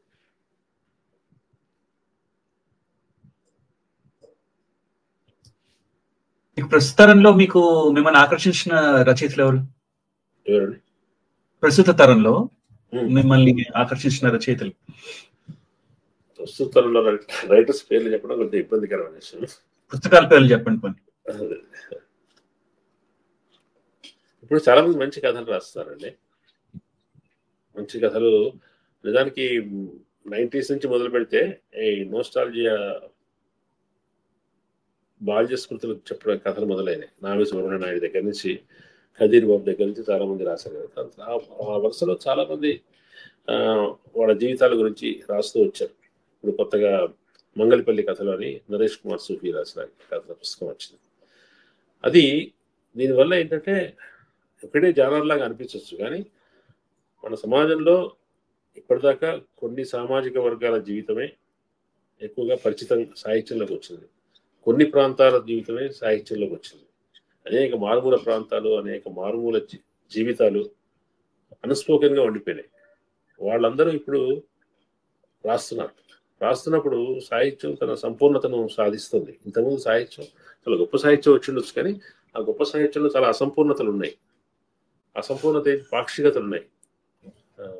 కాబట్టి ఆ పాక్షికతలను కవర్ చేసే సాహిత్యం ఇప్పుడు ఇంతవరకు సాహిత్య ప్రాంగణంలోనే రాని వర్గాల వాళ్ళు, శ్రేణుల వాళ్ళు, కులాల వాళ్ళు, మతాల వాళ్ళు, వాళ్ళంతా ఇప్పుడు సాహిత్యంలోకి వస్తున్నారు. వాళ్ళ జీవితాల గురించి రాస్తున్నారు. అది చాలా గొప్ప కంట్రిబ్యూషన్ నాకు అనిపిస్తుంది. అటువంటి సోలమన్ విజయ్ కుమార్ కథలు,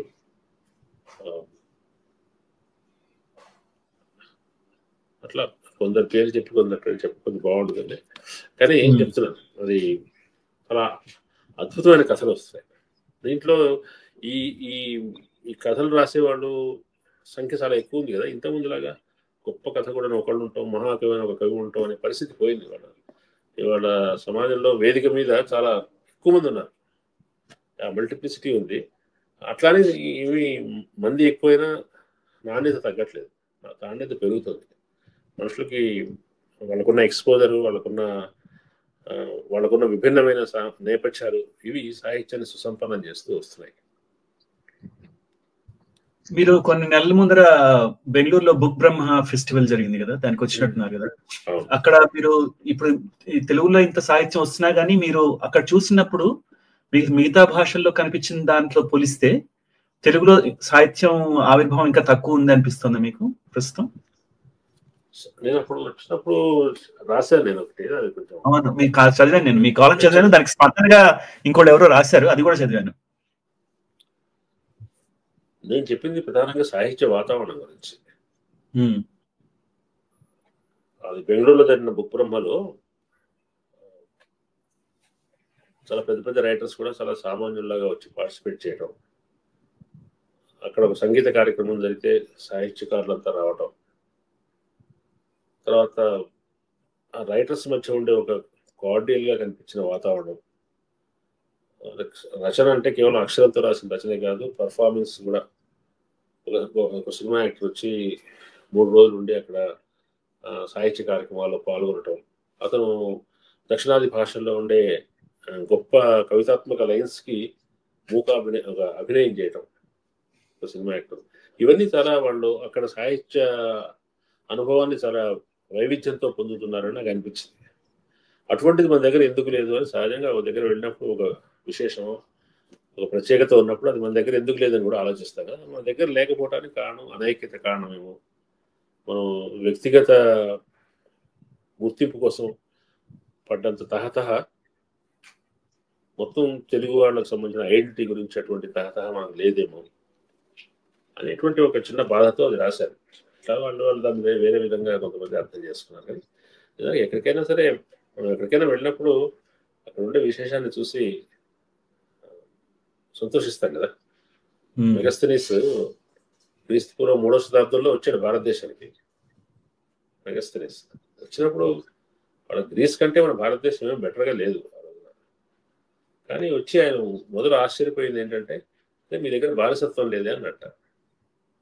పుస్తకాలు కూడా రాశాడు ఇండికాలో. ఎందుకంటే ఆయన వాళ్ళ దగ్గర ఏముందో చూశాడు, అది ఇక్కడ ఉందా లేదా చూసుకున్నాడు ఆయన. అదే గ్రీస్ కంటే ఇక్కడ కొంచెం మెటీరియల్ రిచ్నెస్ తక్కువే మనకు ఆ రోజున మగధ సామ్రాజ్యంలో కూడా. కానీ గ్రీస్లో బానిసత్వం ఉంది, అది మగధలో లేదు. ఆ విశేషాన్ని ప్రత్యేకంగా రాశాడు. ఎందుకంటే మనం కొత్తగా వెళ్ళిన చోట మన దగ్గర ఉన్నదాంతో పోల్చి చూస్తాం. అట్లాగే మన తెలుగు వాళ్ళతో పోల్చినప్పుడు తెలుగు వాతావరణం తీసుకుని ఆ కళ్ళతో చూసినప్పుడు ఆ బుగ్బ్రహ్మ వాతావరణం కొంచెం బాగా అనిపించి, అక్కడ వాళ్ళు చాలా మంది మలయాళ రైటర్స్ వాళ్ళు చెప్తున్నారు ఎన్ని పుస్తకాలు అమ్ముతున్నారో మలయాళంలో. అక్కడ బుక్ ఫెస్టివల్స్ జరిగితే ఎంత హడావిడిగా జరుగుతుందో, ఒక్కొక్క పత్రిక సాహిత్య అనుబంధం ఉన్నవి ఎన్ని కాపీలు అమ్ముకుపోతాయో అవన్నీ వాళ్ళు చెప్పినప్పుడు నాకు చాలా ఆశ్చర్యం వేసింది. ఇదంతా మనకి ఎందుకు లేదు, మన ఉమ్మడి సంస్కారం ఏమన్నా వెనకబడిపోయిందేమో. కానీ దీనికి సంబంధంగా నేను ఒక ప్రశ్న అడుగుతాను. ఇప్పుడు కథ మన మహమ్మద్ కజీర్ బాబు గారు లాంటి వాళ్ళు కథా రచయితలందరికీ ఒక మీటింగ్ లాగా లేదంటే వర్క్ షాప్ లాగా నిర్వహిస్తున్నారు కదా, వాటిల్లో ఇన్క్లూజివిటీ ఎంత ఉంది, దానివల్ల కథా రచనకి ఎంతవరకు ఉపయోగపడుతుంది అని మీరు అనుకుంటున్నారు? మీరు ఎప్పుడైనా దాంట్లో పాల్గొన్నారా? నేను ఎర్లీ డేస్లో అది 20 ఏళ్ళ నుంచి జరుగుతుంది. మొదట్లో 1-2 సార్లు పాల్గొన్నాను నేను. 2008లో, తర్వాత 2006లో ఒకసారి అట్లా పాల్గొన్నాను. నిజానికి అక్కడ జరిగే యాక్టివిటీ ఏంటంటే అందరూ కలుసుకోవటం, అందరూ దగ్గర కలుసుకోవడం అనేది ఒకళ్ళ అనుభవాలు ఒకళ్ళు పంచుకోవడానికి, రచయితల మధ్య ఒక నెట్వర్కింగ్ జరగడానికి ఉపయోగపడుతుంది. అక్కడ కొంతమంది కొన్ని విషయాల గురించి మాట్లాడతారు. సీనియర్ రైటర్స్ వాళ్ళ వాళ్ళ దగ్గర ఉన్న మెళకువలు చెప్తారు. జూనియర్ రైటర్స్ కొత్తగా రాస్తున్న వాళ్ళు కొత్త కథ ఎట్లా రాశారో దాని వాళ్ళ అనుభవాలు చెప్తారు. ఇది వాళ్ళు కలబోసుకోవడానికి పనికొచ్చే ఒక వేదికైన వర్క్షాప్ లాంటిది ఏమి కాదు. అది 2 రోజులు వాళ్ళు కొత్తగా నేర్చుకునేది ఏమి ఉండదు, కానీ చాలా ఎక్స్పీరియన్స్ రిచ్నెస్ కొంచెం పెరుగుతుంది. వాళ్ళకి పెరిగి మున్ముందు రైటర్స్ మధ్యలో ఒక సంబంధం కొనసాగుతూ ఇచ్చిపుచ్చుకోవటాలు ఉంటాయి. కాబట్టి వాళ్ళకి సాహిత్యానికి రచయితలకు కావాల్సింది రచయితల వాతావరణం కూడా కావాలి కదా, ఆ వాతావరణాన్ని ఇస్తుంది. వాళ్ళకున్న లిమిటేషన్స్ వల్ల ఎంతమంది పిలవాలో అంతమంది పిలుస్తున్నారు. అది ప్రైవేట్ వ్యవహారం, అది ప్రభుత్వం సంస్థ చేస్తుంది కాదు. కాబట్టి ఫలానా వాళ్ళు ఎందుకు పిలిచావు, ఎందుకు పిలవలేదు, లేదు వీళ్ళు ఎందుకు చేర్చుకోలేదు అని అనటానికి మనకేమీ ప్రత్యేకమైన అధికారం ఏమీ లేదు. కానీ దాని మీద కూడా విమర్శలు వస్తున్నాయి. కొంతమందిని పిలుస్తున్నారు, కొంతమందిని పిలవట్లేదు అని విమర్శలు వస్తాయి. కానీ అది ఒక వ్యక్తి అభిరుచితో చేస్తున్న విషయం. అది చేసినప్పుడు వ్యక్తిగత ప్రాధాన్యాలు కూడా ఉంటాయి కదా. కానీ అటువంటి యాక్టివిటీ జరగటం మంచిది. ఎవరైనా సరే మనుషులు ఐసోలేటెడ్గా కూర్చొని వాళ్ళ గదిలో వాళ్ళు రాసుకోవటం అనేది ఆ కాలం పోయింది. తను రాయటంలో తనకున్న ఇబ్బందులు, రాయటంలో తనకున్న అడ్వాంటేజ్లు రెండు కూడా ఇతరులతో పంచుకున్నప్పుడే, అతని పక్క వాళ్ళ అనుభవాలు కూడా తెలుసుకున్నప్పుడే రచయితకు కూడా చాలా మంచి పరిపక్వత వచ్చే అవకాశం. మీనా శ్రీనివాస్ గారు శ్రీపాద గారి గురించి కూడా క్లుప్తంగా చెప్పారు మా సంభాషణలో. మీకు ఏమైనా ప్రశ్న ఉందా? శ్రీపాద అంటే మామూలుగా నాకు గుర్తొచ్చేది ఏంటి అంటే, ఒకనాటి పల్లెలు అప్పటి స్త్రీల సంభాషణల నుంచి పెరిగిన ఒక పిల్లాడు కనబడతాడు నాకు శ్రీపాద అనగానే. వాళ్ళ మాటలు వింటూ పెరిగిన ఒక మనిషి కనబడతాడు అనమాట. అయితే ఆయనలో ఉండే ఒక లక్షణం, నాకు బాగా ఇష్టమైన లక్షణం ఏంటి అంటే, ఆయన కలగన్నాడు ఏంటంటే, పుస్తకాలు తనంత ఎత్తు పుస్తకాలు రాసి ఇలా పేర్చుకోవాలి అని చెప్పి ఆయన కల అది. శ్రీపాద సుబ్రహ్మణ్య శాస్త్రి గారి కల అది. మీకు అలాగా పుస్తకాలు రాయడం గురించి ఆయన ఏమన్నా మిమ్మల్ని ప్రభావితం చేశారా? లేదంటే రచన విషయంలో శ్రీపాద మీరు ఎలా చూస్తారు ఆయన్ని? శ్రీపాద సుబ్రహ్మణ్య శాస్త్రి గారి అనుభవాలు, జ్ఞాపకాలు అది చరం ఆత్మకథ లాగానే నన్ను బాగా కదిలించిన పుస్తకం. ఆ పుస్తకం వెనకాల జలసూత్రుడు పూర్ణ శాస్త్రి గారు ఒకటి ఆయన సంబోధిస్తూ ఒక లేఖ రాశాడు. నేను లైబ్రరీలో రెఫరెన్స్ సెక్షన్లో ఆ పుస్తకం ఉంటే అక్కడ రోజు వెళ్ళి కూర్చొని ఒక 4 రోజుల పాటు దాన్ని కాపీ చేసుకుంటే కానీ కాలేదు. తన పొడవైన నోట్బుక్లో కాపీ చేసుకొని పదే పదే చదువుకునేవాడు. శ్రీపాద సుబ్రహ్మణ్య శాస్త్రి గారి ఈ వడ్ల గింజల దగ్గర నుంచి ఆయన రాసిన చిన్న కథలు, పెద్ద కథలు అన్ని దాదాపుగా అన్ని చదివాము. తర్వాత అనుభవాలు, జ్ఞాపకాలు, ఆయన తన జీవిత ప్రయాణం గురించి రాసిన దాంట్లో ఆయన అభిప్రాయాలు చాలా ఉన్నాయి. ఇది మొదటిసారి చదివిన దానికంటే తర్వాత కాలంలో ఆయన గురించిన అవగాహన నాకు చాలా బాగా పెరిగింది. ఆయన మొదలే వడ్ల గింజల కథ నాకు బాగా నచ్చింది. వడ్ల గింజల కథ యునెస్కో వాళ్ళు కూడా వేశారు పాకెట్ బుక్. కానీ తర్వాత కాలంలో ఇల్లు పట్టిన విధవాడ పరిచి నచ్చింది. కానీ తర్వాత కాలంలో ఇలాంటి తవ్వాయి వస్తేనే కదా తర్వాత కాస్త పరిపక్వత వచ్చిన తర్వాత నచ్చింది. అంటే ఆయన ఆడవాళ్ళ గురించి రాశాడు. మనకు తెలియకుండానే ఇలాంటి తవ్వాయి వస్తే అనేది ఓ గ్రామంలో 2 రకాల నీటి సోర్సెస్ ఉంటాయి. ఒకళ్ళు దళితులు వాడుకునే చెరువు, ఒకళ్ళు ఇతరులు వాడుకునే చెరువు. దళితులు వాడుకునే చెరువు ఎండిపోతుంది. వీళ్ళు వెళ్ళి ఆ నీళ్లు కావాలని అడుగుతారు. గ్రామంలో పెద్దలు ఒప్పుకోరు. దాన్ని చివరికి ఎట్లా పరిష్కారం చేసుకుంటారంటే ఆ గ్రామంలో ఉన్న దళితులందరూ కలిసి ఇస్లాంలో కలుస్తారు. కలిస్తే వాళ్ళు దీన్ని వాడుకోవడానికి దాంట్లో దుంకుతారు. ఎవరు ఏం అనలేకపోతారు.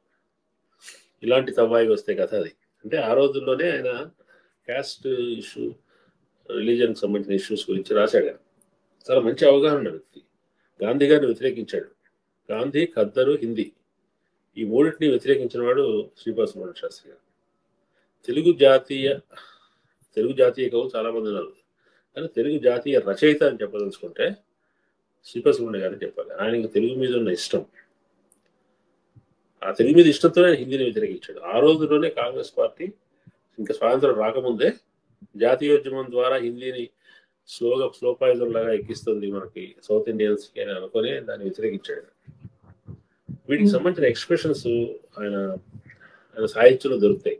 ప్రభుత్వాంతరాన్ని పత్రిక నడిపాడు కదా, ఆ పత్రిక సంచికలు తీసుకొస్తే ఆయన ఆలోచనలు అంటే కేవలం ఆయన ఒక అందమైన తెలుగు రాసే ఒక రొమాంటిక్ రైటర్ మాత్రమే కాదు, అలా ఆలోచన పడు.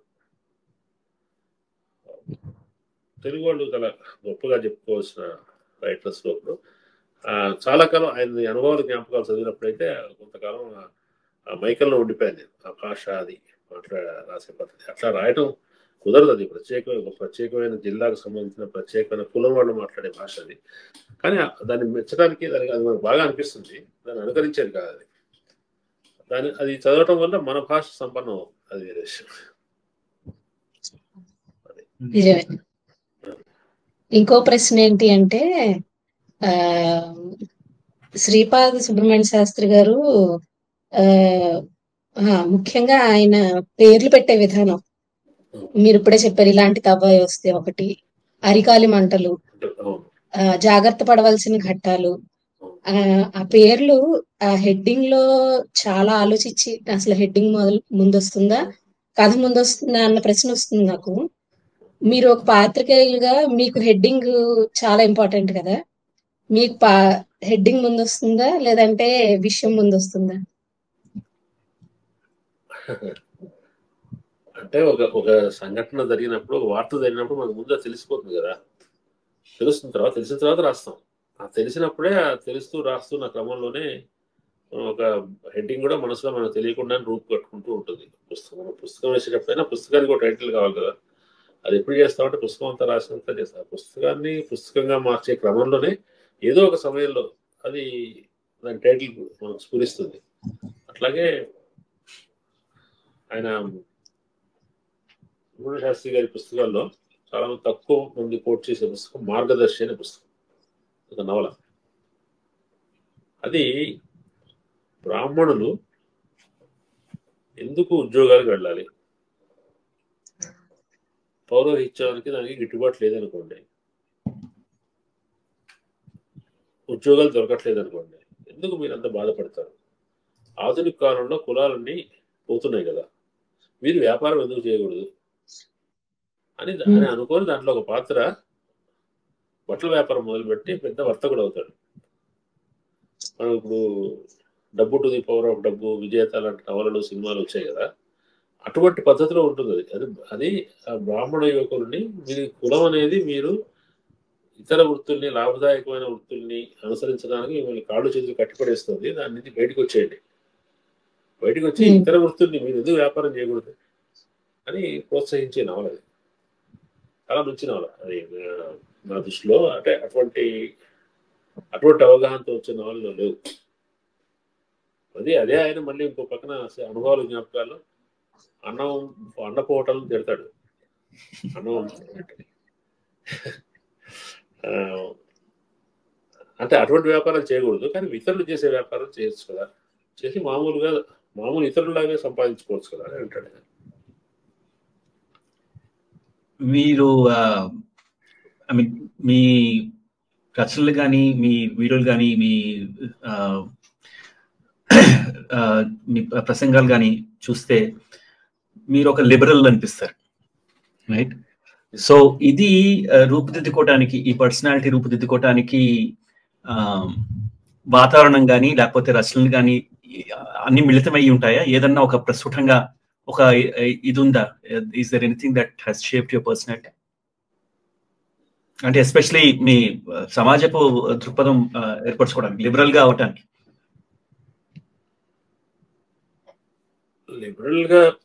Liberal I don't think the nomenclature suits me or not. ఉదాహరణకి మీ కశ్మీర్ మీద ఆర్టికల్ 370 మీద చేసిన ప్రసంగం విన్నాను. మీరు అంటే మీకు ఎడిటర్ గా ఉన్నప్పుడు మీకు కొన్ని పరిధులు ఉంటాయి కాబట్టి మీరు ఆ విధంగా రాయాలి, కానీ you are very outspoken in that. ఆ ప్రసంగంలో చాలా స్పష్టంగా, చాలా ఏవి ప్రతిబంధకాలు లేకుండా మాట్లాడారు.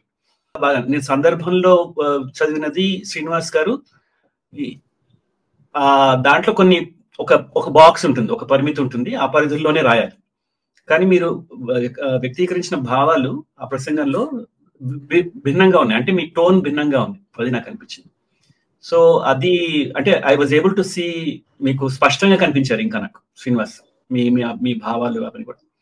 సో అవి రూపుదిద్దుకోవటానికి వాట్ ఆర్ ద, అంటే ఏ కారణాలు? చాలా ఉంటాయి, బట్ ప్రధానంగా చెప్పాలనుకుంటే ఇప్పుడు యూ కెన్ బి రైట్. ప్రధానంగా టైమ్స్ అండి, అంటే ఏ టైమ్స్ లో మేము పుట్టాము, పెరిగాము, చదువుకున్నాము, ఉద్యోగాలు చేసాము అనేది ఆ రోజులో ఉన్నది ఉన్నట్టు, అంటే విషయాల్ని ఉన్నది ఉన్నట్టుగా ఆలోచించడానికి, మాట్లాడటానికి హెజిటేషన్ అంతగా లేని కాలం కొంత ఉంటుంది. ఎమర్జెన్సీ ఉంది, ఎమర్జెన్సీ కూడా నేను చాలా చిన్నవాడిని, నాకు గుర్తుంది ఎమర్జెన్సీ. కానీ ఎమర్జెన్సీ గురించి భయంగా మాట్లాడుకునే పరిస్థితి ఉండేది కాదు. అప్పటికి అవుట్ స్పోకెన్గా ఉండి యాక్టివిస్టులుగా ఉండేవాళ్ళని అరెస్ట్ చేశారు, అది చేశారు, కానీ దాని ప్రస్తావన ఎత్తడమే మహాపాపం అనే వాతావరణం ఆ రోజులో లేదు. 84లో నేను జర్నలిజంలో ఎంటర్ అయిన 40 years, 84లో మెయిన్ స్ట్రీమ్ పత్రికల్లో ఉదయం పత్రికలో వచ్చినప్పుడు, 84 ఎటువంటి 84 అది ఇందిరాగాంధీ చనిపోయింది, అమృత్సర్లో ఆపరేషన్ బ్లూ స్టార్ జరిగింది, రాజీవ్ గాంధీ వచ్చాడు, ఢిల్లీ రైట్స్ జరిగినాయి, పక్కన భోపాల్ గ్యాస్ లీక్ జరిగింది, ఇక్కడ ఎన్టీ రామారావు పోగొట్టారు, మళ్ళీ ఆయన ఉద్యమం చేసి మళ్ళీ అధికారంలోకి వచ్చారు. పంజాబ్ అయిన తర్వాత ఖలిస్తాన్ యాక్టివిటీ చాలా పెరిగింది, నాకు గుర్తుంది కనిష్క బాంబింగ్.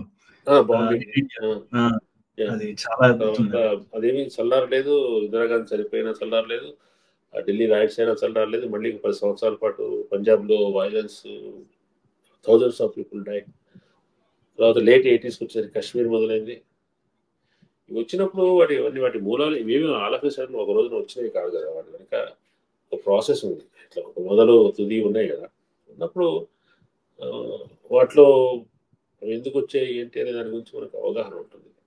అవగాహన నుంచి వాటి నుంచి విషయాలను చూస్తాం కాబట్టి గవర్నమెంట్స్ సిస్టమ్ ఏదైతే నెరేటివ్స్ స్ప్రెడ్ చేస్తాయో వాటిని క్వశ్చన్ చేయకుండా తీసుకోవటం అనేది ఉండదు. మనం కూడా ప్రత్యామ్నాయంగా ఆలోచిస్తాం. ఇవాళ పత్రికల్లో రాసేటప్పుడు మనం స్పేస్ చూసుకొని రాయాలి. సిస్టము కొన్ని రకాల తీవ్రమైన ఎక్స్ప్రెషన్స్ని యాక్సెప్ట్ చేయదు, చేస్తే వాళ్ళకు మనకు ముద్ర వేస్తుంది. అక్కడ జాగ్రత్తగా డెమోక్రటిక్ వేలో ఎక్స్ప్రెస్ చేయడానికి ఆర్టికులేషన్ చాలా అవసరం. జర్నలిజంలో ముఖ్యమైనది ఆర్టికులేషన్. ఎట్లా ఎట్లా ఆర్టికులేట్ చేస్తావు, టోన్ చాలా ముఖ్యం. టోన్ పోలీసింగ్ ఉంటుంది సిస్టమ్ నుంచి, మోడ్యులేషన్ జాగ్రత్తగా అబ్జర్వ్ చేస్తారు. కానీ వాస్తవం ఏంటో తెలిసి ఉండి కూడా నొప్పించక తానవగలాగా రాయటం అనేది రాయాల్సిన అవసరంగా ఉంటుంది. మనకు తెలుసు ట్రంప్ వస్తే ఏం జరుగుతుంది, బైడెన్ వస్తే ఏం జరుగుతుంది. కొన్ని విషయాలు ఏమీ జరగదు, కొన్ని విషయాలు కొన్ని జరుగుతాయి. దాంట్లో అమెరికాలో మాట్లాడవచ్చు కనీసం ట్రంప్ గురించి, బైడెన్ గురించి ఎక్స్ట్రీమ్గా కూడా మాట్లాడుకోవచ్చు. వాళ్ళు వస్తే ఏం చేస్తారు ఏంటి. ఎవరు వచ్చినా అయితే ఉక్రెయిన్ వార్ ఆగొచ్చు, ఆగకపోవచ్చు, కానీ గాజా మీద వార్ మాత్రం కొనసాగుతూనే ఉంటుంది అన్నాం అనుకోండి. దాంట్లో ఒక కామెంట్ ఉంది దాంట్లో, అంటే ఎట్లా జ్యూ లాబీ ఎట్లా అమెరికన్ పాలిటిక్స్ ప్లే చేస్తుంది, డెమోక్రాట్స్ అయినా రిపబ్లిక్స్ అయినా ఇద్దరు ఎట్లా జ్యూస్కి లోబడి ఎట్లా ఉంటారు, జ్యూస్ లోబడిన పాలసీ ఎట్లా ఇజ్రాయెల్ని ప్రో ఇజ్రాయెల్గా ఉంటుంది, మనకి అర్థమవుతుంది, మాట్లాడచ్చు. ఇండియాలో అట్లా మాట్లాడే పరిస్థితి రాను తగ్గిపోతుంది. పోయి కొంచెం భిన్నంగా మాట్లాడితే అసహనంగా చూసే పద్ధతి, దాన్ని అసహనాన్ని తీవ్రంగా వ్యక్తం చేసే ధోరణి కూడా పెరుగుతుంది. కాబట్టి మనకి ఇప్పుడు జర్నలిస్టులకు ఎక్కువ ఆర్టికులేట్గా ఉండాల్సిన అవసరం వస్తుంది. ఇది పత్రికలు తటస్థంగా ఉన్నా కూడా చూసే వాళ్ళు తటస్థంగా ఉండకపోవటం బట్టి వాళ్ళు ఏదో బలవంతంగా ఒక పత్రికను ఒక క్యాంప్ లో వేసేయటం జరుగుతుంది, ఆ ధోరణి కనిపిస్తుంది. అది నిజమైన తటస్థం అనేది పెద్ద మిత్ అండి.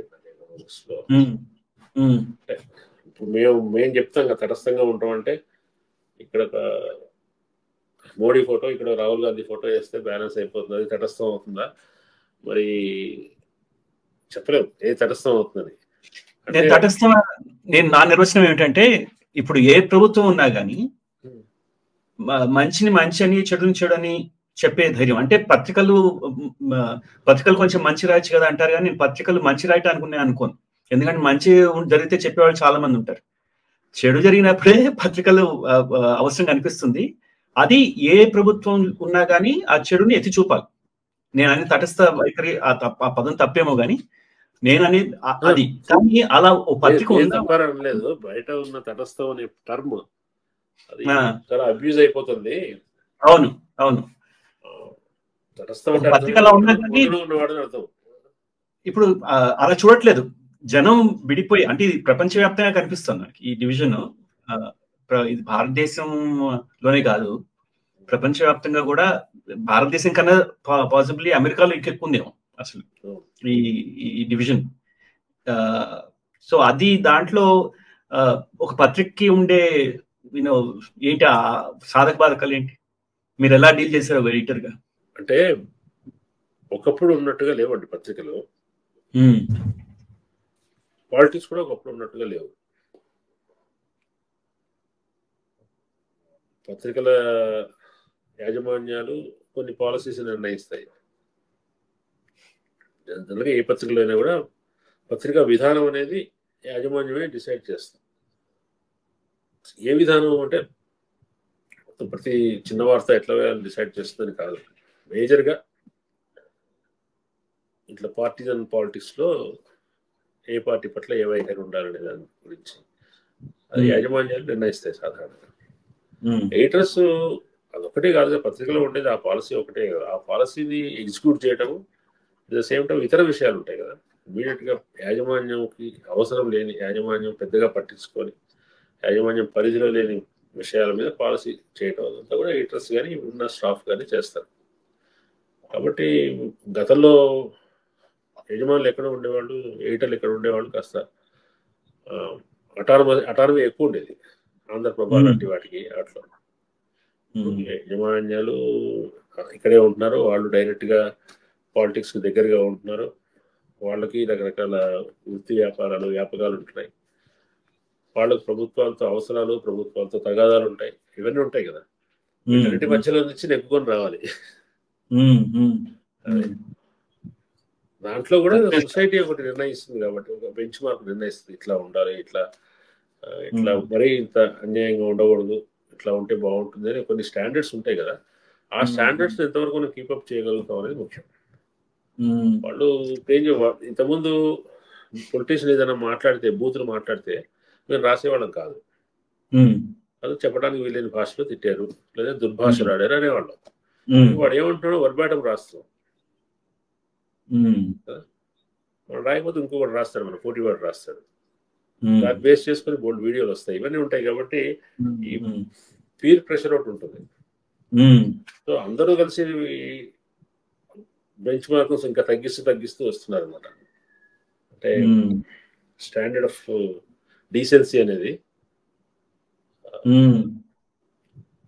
క్రమంగా తగ్గుతూ వస్తుంది.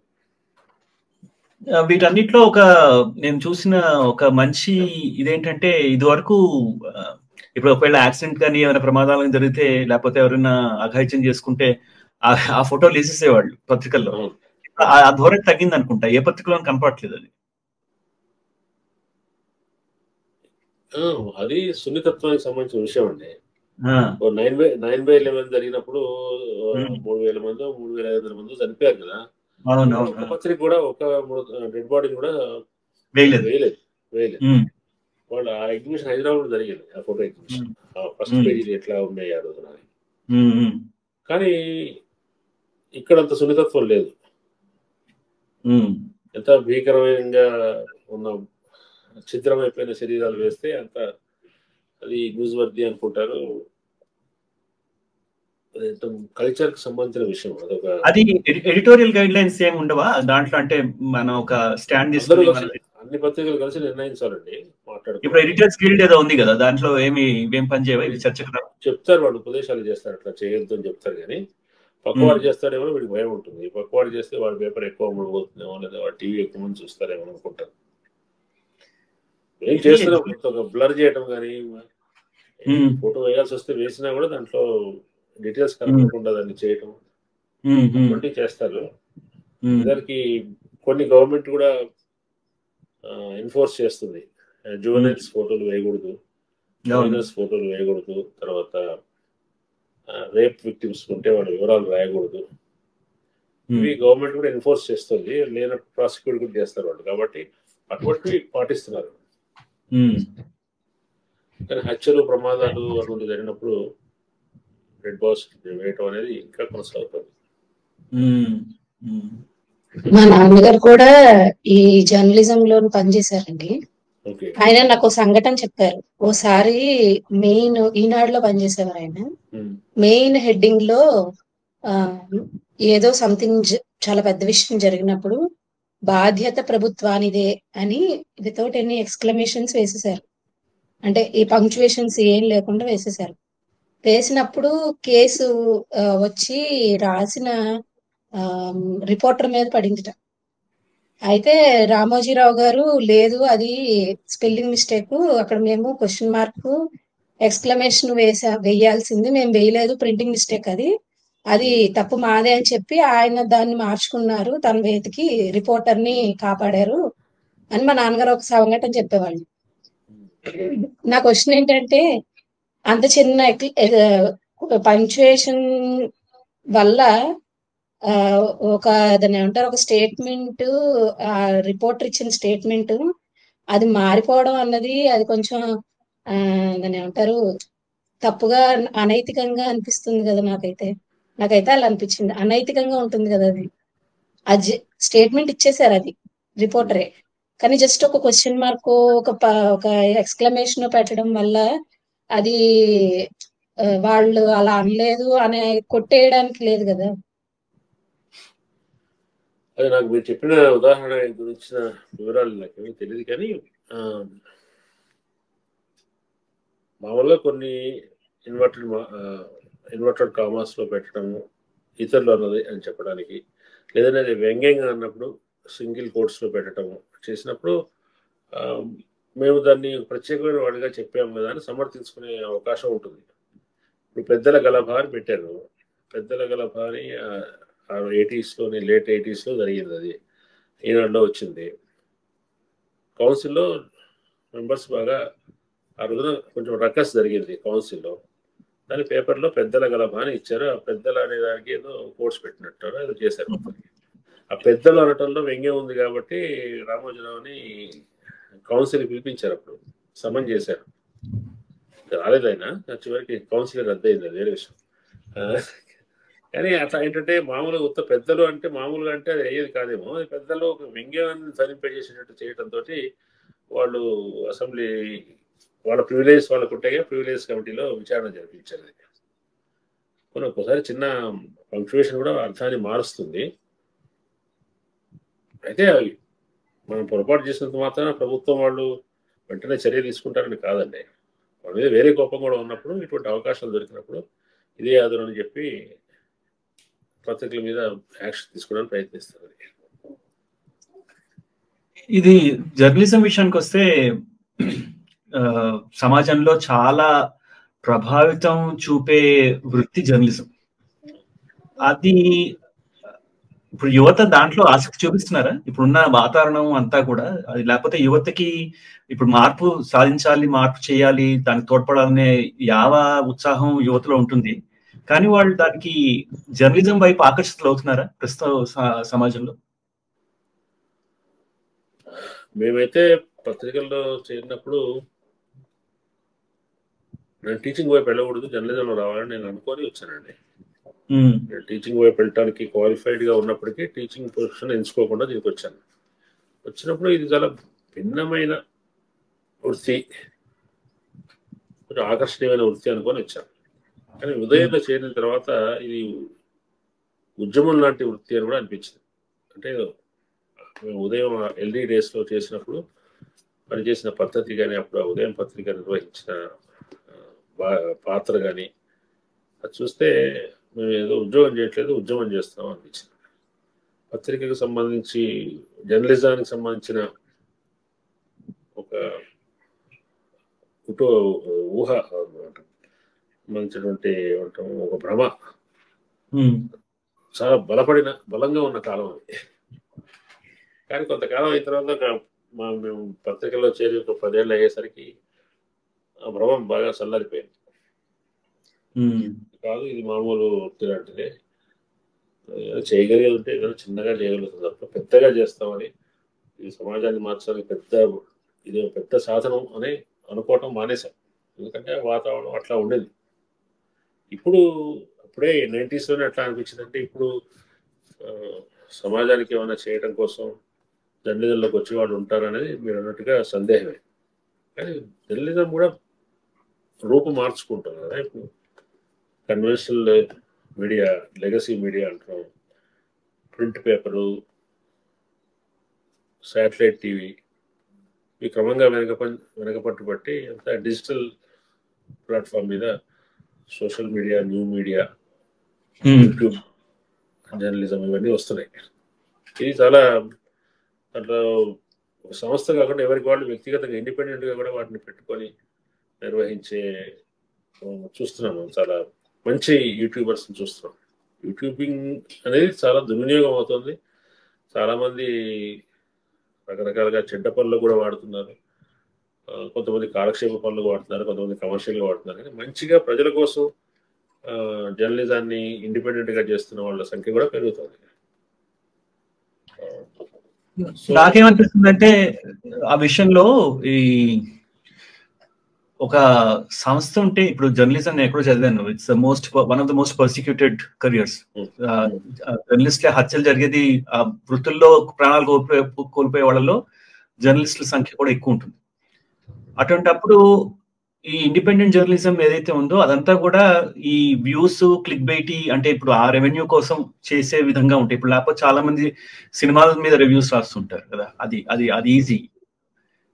ఈ నాణ్యమైన ఇప్పుడు నాణ్యమైన జర్నలిజం అదంతా కూడా ఒక సంస్థ అండ ఉంటేనే అది అవుతుంది అని. ఇప్పుడు చూస్తున్నప్పుడు ఇప్పుడు రవీష్ కుమార్ ఉన్నారు, ఆయన ఎన్డీటీవీలో పనిచేయబట్టి ఆయన ఒక స్థాయిలో ఆయన ఉన్నారు కాబట్టి ఆయన సొంత యూట్యూబ్ పెట్టుకున్నా కానీ నడుస్తుంది. సో అట్లా చేయగలిగిన వాళ్ళు తక్కువ, ఆ అవకాశం తక్కువ మందికి ఉంటుందేమో అని నా ఊహ. అంటే ఇది ప్రధానంగా పేరు ప్రఖ్యాతలకు జోడించిన మీడియా అండి. ఈ మీడియాలో వస్తే ముఖం అందరూ చూస్తారు కాబట్టి ప్రఖ్యాతి వస్తుంది. ఇతరత్ర ప్రఖ్యాతి అయిన వాళ్ళు మళ్ళీ ఈ మీడియాలోకి వస్తే అది ఈ మీడియాలో రాణించడానికి ఉపయోగపడుతుంది. మీరు అంటే కరెక్టే. రవీష్ కుమార్ అయినా, తర్వాత రాజ్దీప్ సర్దేశాయ్ కూడా సొంతంగా చేస్తున్నాడు యూట్యూబ్స్. అక్కడ చేస్తూ ఇండియా టుడేలో చేస్తూ ఇక్కడ చేస్తున్నాడు. ఆయనకు అక్కడ ఆ పేరు ఉంది కాబట్టి ఇక్కడ తన సొంత యూట్యూబ్ ఛానల్ కూడా ఉపయోగపడుతుంది. మన తెలుగులో నాగేశ్వర్ గారు లాంటి వాళ్ళు ఉన్నారు, ప్రొఫెసర్ కె నాగేశ్వర్. ఆయన కేవలం విషయాలే చెప్తాడు. ఆయన రాజకీయాలంటే ఆసక్తి ఉన్న వాళ్ళకి, లేదంటే పోటీ పరీక్షలకు సిద్ధమయ్యే వాళ్ళు ఆయన యూట్యూబ్ మన వీడియోస్ చూస్తారు. ఒక విషయం రాగానే వెంటనే దాని గురించి బ్యాక్గ్రౌండ్ అంతా అనలైజ్ చేసి చెప్తాడు. తను బాగా ఒక్కొక్క వీడియోకి 5 లక్షలు, 6 లక్షలు, 7 లక్షలు వ్యూస్ కూడా ఉంటాయి. అట్లా ఏదైనా పరిణామం జరగగానే ఆయన ఏం చెప్పాడని చూస్తారు. అట్లా సొంత పేరు ఆయనకు అంతకుముందే పేపర్లో వ్యాసకర్తగాను ఇంకో రకంగాను పేరుంది కాబట్టి దానికి ఉపయోగపడింది. కాబట్టి ఆయన దగ్గరికి వెళ్ళి టార్గెట్గా షాప్కి వెళ్తున్నామంటే, బట్టల షాప్కి వెళ్తున్నామంటే బట్టలు కొనుక్కోవడానికి వెళ్తాం కదా. కాబట్టి అట్లాగే నాగేశ్వర దగ్గరికి వెళ్తున్నామంటే ఆయన ఏం చెప్తారో వాళ్ళకి తెలుసు, ఏ విషయంలో ఆయన ఇన్పుట్స్ ఉంటాయని.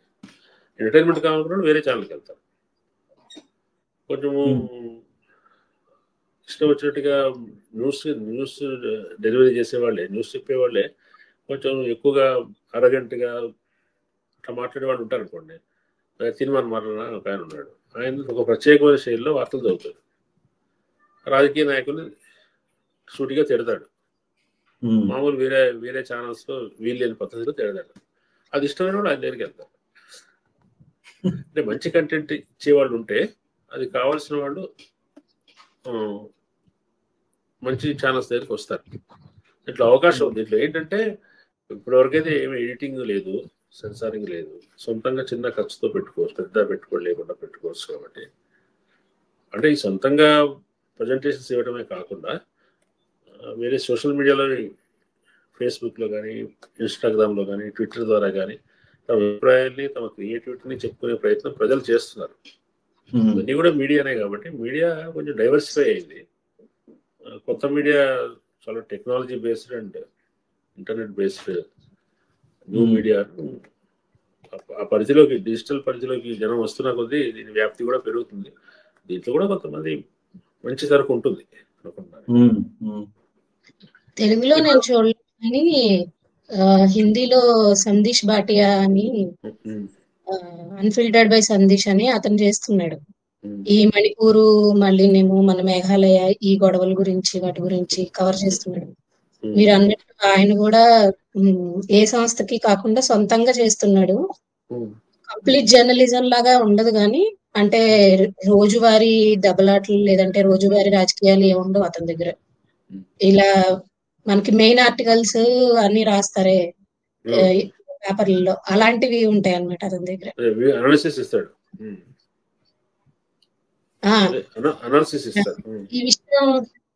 ఈ విషయంలో నాకు ఒక క్వశ్చన్ ఉంది సార్. జర్నలిజం విషయంలో ఏంటంటే పై స్థాయిలో ఉండే ఎడిటర్లు, సంపాదకీయం రాసేవాళ్ళు, వీళ్ళ భాష లేదంటే వీళ్ళ దృక్పథం, వీళ్ళ ఆలోచన ధోరణి, వీళ్ళు ఫైట్ చేసేది అవన్నీ ఒక లెవెల్లో ఉంటాయి.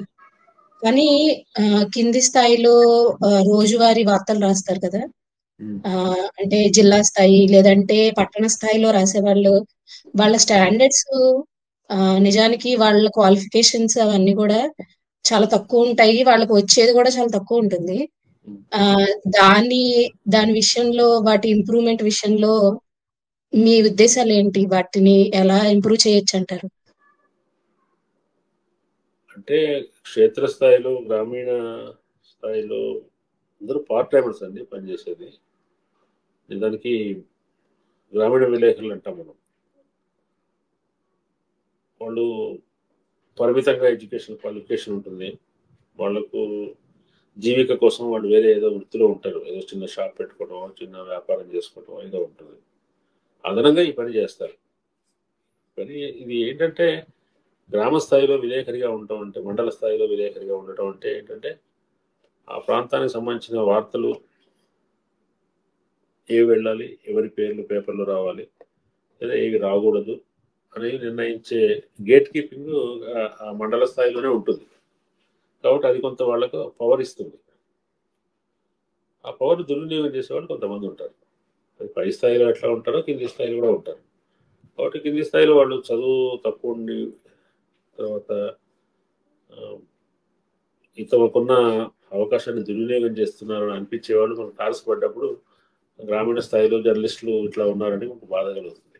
వాళ్ళ సంఖ్య ఎక్కువ ఉంటుంది కదా. మొత్తం హైదరాబాద్ ఆఫీస్లో హెడ్ ఆఫీస్లో ఒక 50 మంది ఉంటే మొత్తం రూరల్ నెట్వర్క్ 500 పైన 1000 దాకా ఉంటారు. రేషియో ఎక్కువ కదా. వాళ్ళలో దాన్ని ఉపయోగించుకునే వాళ్ళు ఉన్నారనుకోండి, తప్పనిసరిగా మనకి వృత్తిలో అందరూ అట్లాగే ఉన్నారని అనిపిస్తుంది. అన్న సహజమే. పత్రికలు వాళ్ళకి పూర్తి స్థాయిలో వేతనాలు ఇచ్చే పరిస్థితి లేదు. అంతమంది నెట్వర్క్కి వాళ్ళకి పార్ట్ టైం రెమ్యూనరేషన్ మాత్రం ఇస్తారు. ఇక వాళ్ళు చేతిలో ఒక పవర్ కదండి. పవర్ ఉన్నప్పుడు దాన్ని రకరకాలుగా ఉపయోగించుకునే వాళ్ళు ఉంటారు. అది సాధ్యమైనంత మా దృష్టికి వచ్చినప్పుడు, పత్రికల యాజమాన్యం దృష్టికి వచ్చినప్పుడు దాన్ని సరిచేసే ప్రయత్నం చేస్తాం. కొంతమంది మాకు ఫిర్యాదు చేసి మా దృష్టికి తీసుకొస్తారు, కొంతమంది స్థానికంగానే సర్దుకుంటారు. కానీ అట్ ద సేమ్ టైం గత 30-40 సంవత్సరాలుగా తెలంగాణ లాంటి ప్రాంతాల్లో, రాయలసీమలో కూడా గ్రామీణ ప్రాంతాలు చాలా సంక్షిప్తంగా చాలా అయితే నక్సలైట్ పోలీస్ ఘర్షణలో, లేదంటే ఫ్యాక్షనిస్టుల మధ్య ఘర్షణలో, లేదంటే ఏదో రకమైన ఉద్రిక్త వాతావరణంలో ఉన్నప్పుడు వీళ్ళందరూ ధైర్యం చేసి అక్కడికి వెళ్ళి వార్తలు తీసుకొచ్చి చేసిందంతా కూడా ఈ గ్రామీణ జర్నలిస్టులే. వాళ్ళ కంట్రిబ్యూషన్ లేకపోతే మనకు పత్రికలకు ఫీడింగే లేదు. కాబట్టి మంచి చెడు రెండూ ఉంటాయండి. అదే అంత కీ పొజిషన్ లో ఉంటారు నిజానికి. క్షేత్రస్థాయిలో వర్క్ చేస్తారు వాళ్ళు. అక్కడ రాజకీయాలు చాలా కీలకం, మెయిన్ రాజకీయాల కన్నా. ఎందుకంటే నేను చూసాను మండల స్థాయిలో ఎలా ఉంటాయి అన్నది చూసా. అలాంటి వాళ్ళకి ఎక్కువగా ఎంపవర్మెంట్, అంటే ఐ మీన్ టు సే వాళ్ళకి ఎక్కువగా దాన్ని ఏమంటారు, నేర్పించడం, రాయడం గురించి కానీ, లేదంటే ఎలా తీసుకోవాలి, ఆ ఒక బేస్ మెయింటైన్ చేస్తూ ఎలా రాయాలి అన్న దాని మీద ఏమైనా అవగాహన కార్యక్రమాలు నిర్వహించడం కూడా చాలా తక్కువ. అది కూడా నాకు తెలుసు. అది దాని మీద యూనియన్స్ చేస్తారు. తర్వాత ప్రెస్ అకాడమీలు 2 తెలుగు రాష్ట్రాల్లోనూ ప్రెస్ అకాడమీస్ ఉన్నాయి. తర్వాత యూనియన్లు కూడా తరచూ వాళ్ళ అవగాహన తరగతులు కానీ, రీఓరియంటేషన్ క్లాసెస్ కానీ తీసుకోవడం, సీరియస్ పిలిచి క్లాసెస్ తీయించడం అవి చేస్తారు, జరుగుతాయి. కానీ కొన్ని సందర్భాల్లో ఇప్పుడు అంటే అకస్మాత్తుగా కొత్త విషయం వస్తుంది, ఆ విషయం వాళ్ళకి తెలియకపోవచ్చు. కాబట్టి దాని గురించి అవగాహన కలిగించడం కోసం వెంటనే చెప్తాను. అట్లాగే దాంట్లో ఈ డిఫమేషన్ యాక్ట్ గురించి, ఎవరి గురించి యథేచ్ఛగా రాయకుండా ఉండాలనే దాని గురించి, ముఖ్యంగా బాధితుల విషయంలో ఎట్లా ఉండాలి, ఎట్లా ఇతరుల ప్రైవసీని ఎట్లా భంగం చేయకుండా ఉండాలి, ఇటువంటి విషయాల గురించి చెప్తూ ఉన్నా కూడా జరుగుతూ ఉంటాయి, కొన్ని జరుగుతూ ఉంటాయి. కాబట్టి మేము చాలా కేసులు కూడా ఎదుర్కొంటూ ఉంటాం దానికి సంబంధించి. పెద్ద నెట్వర్క్ కదండి మొత్తం. అదే ఇప్పుడు ఒక మీడియా గురించి మాట్లాడుకున్నాం కదా మనం. డిజిటల్ మీడియా, సాంప్రదాయక మీడియా. సంప్రదాయ మీడియా నిర్వహించే తీరుతెన్నులు వేరు, డిజిటల్ మీడియాలో అవలంబించాల్సిన తీరుతెన్నులు వేరు. ఈ ఒకే సంస్థలో రెండు ఉండేసరికి, అది ఏ సంస్థ అయినా కానీ, ఏ మీడియా సంస్థ అయినా కానీ, ఆ డైకాటమీ, ఇప్పుడు మనం ఒక పత్రిక విషయంలో కొన్ని సూత్రాలు పాటించమని చెప్తాం, కానీ అవి డిజిటల్ మీడియాలో వర్తించవు ఛానల్ కి. సో దాంట్లో ఉండే ఇది సందిగ్ధతలను లేకపోతే తారతమ్యాలను మీరు ఎలా మేనేజ్ చేస్తారు ఒక సంస్థగా? అంటే మనకు వెస్ట్ లో ఈ కన్వర్జెన్స్ మీడియా అనేది బాగా 20-25 ఏళ్ళ నుంచి కూడా కాన్సెప్ట్ ఉంది. యూనివర్సిటీస్లో టీచ్ చేస్తున్నారు, వాళ్ళు ప్రాక్టీస్ కూడా చేస్తున్నారు పెద్ద పెద్ద సంస్థల్లో. అంటే ఒకటే సంస్థలో అన్ని రకాల మీడియాలకి రాయడం ఎట్లా, అన్ని రకాల మీడియాకి పనికొచ్చే డూప్లికేషన్ లేకుండా ఎట్లా ఎడిటింగ్ చేయాలా, ఎట్లా ఒకటే కాన్సెప్ట్ను ఎట్లా అన్నిటికీ ఎట్లా వాడుకోవచ్చు చెప్తారు. మన దగ్గర ఇప్పటికి కూడా సమగ్రత అనేది లేదండి. ఇప్పుడు మన దగ్గర ఉండే అన్ని సంస్థల్లో కూడా ఈ విభాగాలు వేరువేరుగా నడుస్తున్నాయి. కొత్త కోఆర్డినేషన్ ఉంటుంది కానీ పర్ఫెక్షన్ లేదు. కాబట్టి సాంప్రదాయక మీడియా సాంప్రదాయక పద్ధతిలో నడుస్తుంది. మిగతా టీవీ ఒక రకంగా, డిజిటల్ మీడియా ఒక రకంగా నడుస్తున్నాయి. కానీ అవసరమైన చోట కొద్దిపాటి సమన్వయం ఉంది. కానీ పూర్తి వృత్తిగతంగా ఎట్లా అయితే పర్ఫెక్ట్గా ఉంటుందో, అంటే ఆధునిక మీడియాకు సంబంధించినటువంటి అడ్వాంటేజెస్ లెగసీ మీడియా కూడా రావాలి. లెగసీ మీడియాకి సంబంధించినటువంటి స్టాండర్డ్స్ న్యూ మీడియా కూడా రావాలి. ఈ ఆధారం ఇది జరగట్లేదు. జరగకపోవడానికి కారణం ఇంకా మన దగ్గర ఎవాల్వింగ్ స్టేజ్ లో ఉండటమే కారణం. ఇప్పుడు మనం గ్రామీణ క్షేత్రస్థాయి విలేకరుల గురించి చెప్పుకున్నాము. ఒక కార్పొరేట్ స్థాయి అంటే ఇప్పుడు ఏఎంఎన్సీలోనో ఉద్యోగం చేయాలనుకునే వాళ్ళు యువతకి ఈ జర్నలిజం ఆసక్తికరంగా ఆకర్షణీయంగా ఉంటుందా? వాళ్ళకి అవకాశాలు ఉంటున్నాయా జర్నలిజం వైపు ఆకర్షితులవటం? లేదండి. లేదా? మా దగ్గర ఉద్యోగాల కోసం వచ్చేవాళ్ళు ఎక్కువగా అటు వెళ్ళని వాళ్ళే ఇటు వస్తున్నారు. పైనుంచి చూడటానికి దూరం నుంచి చూడటానికి పెద్ద ఆకర్షణీయంగా ప్రామిసింగ్ గా వాళ్ళకి కనపడట్లేదు. నేను చెప్తున్నాం చాలా మీడియా ఎక్స్పాండ్ అవుతుంది, కొత్త రకం ఫార్మాట్స్ లో కొత్త రకం ప్లాట్ఫామ్స్ వస్తున్నాయి చెప్తున్నాం. కానీ మీ జర్నలిజం కావాల్సిన స్కిల్స్ ఉన్న వాళ్ళు వేరే రంగాల్లో రాణిస్తున్నారు. 25 క్రితం కూడా క్రైసిస్ వచ్చింది ఒకసారి మీడియా ఫీల్డ్ లో. బాగా మాట్లాడి చొరవ ఉండి రిపోర్టింగ్ చేయగలిగిన వాళ్ళు అటువంటి వాళ్ళందరూ సేల్స్ లోకి వెళ్ళిపోయేవాళ్ళు కదా. సేమ్ స్కిల్స్, సేల్స్ కావాల్సిన స్కిల్స్, రిపోర్టింగ్ కావాల్సిన స్కిల్స్ ఒకటే కదా. అది ఎక్కువ రెమ్యూనరేటివ్ ఉండేది. ఎవరు వచ్చేవాడు కదా. సో మీరు ఎక్కడో చదివానండి, మీరు అన్నారు 20-30 ఏళ్ళు ఇంకా సాంప్రదాయక మీడియా ఉంటుంది, ఆ పైన చెప్పలేమన్నట్టు. ఇప్పుడు ఇది ఒక కారణమా? అంటే టాలెంట్ కొరత ఒక కారణం అవుతుంది? టాలెంట్ కొరత కాదు. అంటే ఈ కోవిడ్ అనేది ఒక ముఖ్యమైన మలుపండి. కోవిడ్ కంటే ముందు ఏమనుకున్నామంటే 40-50 ఏళ్ళు ఉంటుంది ఈ ప్రింట్ మీడియా ఉంటుంది. ఎందుకంటే యుఎస్ లో ఆల్ ప్రింట్ వర్షన్స్ విడ్రా అయిపోయి అన్ని డిజిటల్ వస్తున్నాయి, కొన్ని మాత్రమే ప్రింట్ వస్తున్నాయి. కారణం ఏంటంటే అక్కడ 97-98% లిటరసీ ఉంది. డిజిటల్ లిటరసీ, ప్రింట్ లిటరసీ ఉంది, మామూలు జనరల్ లిటరసీ ఉంది. జనరల్ లిటరసీ 98-99% ఉంది. Most of them are digitally literate also. కాబట్టి అక్కడ వాళ్ళకి కన్వర్ట్ కావడం చాలా ఈజీ.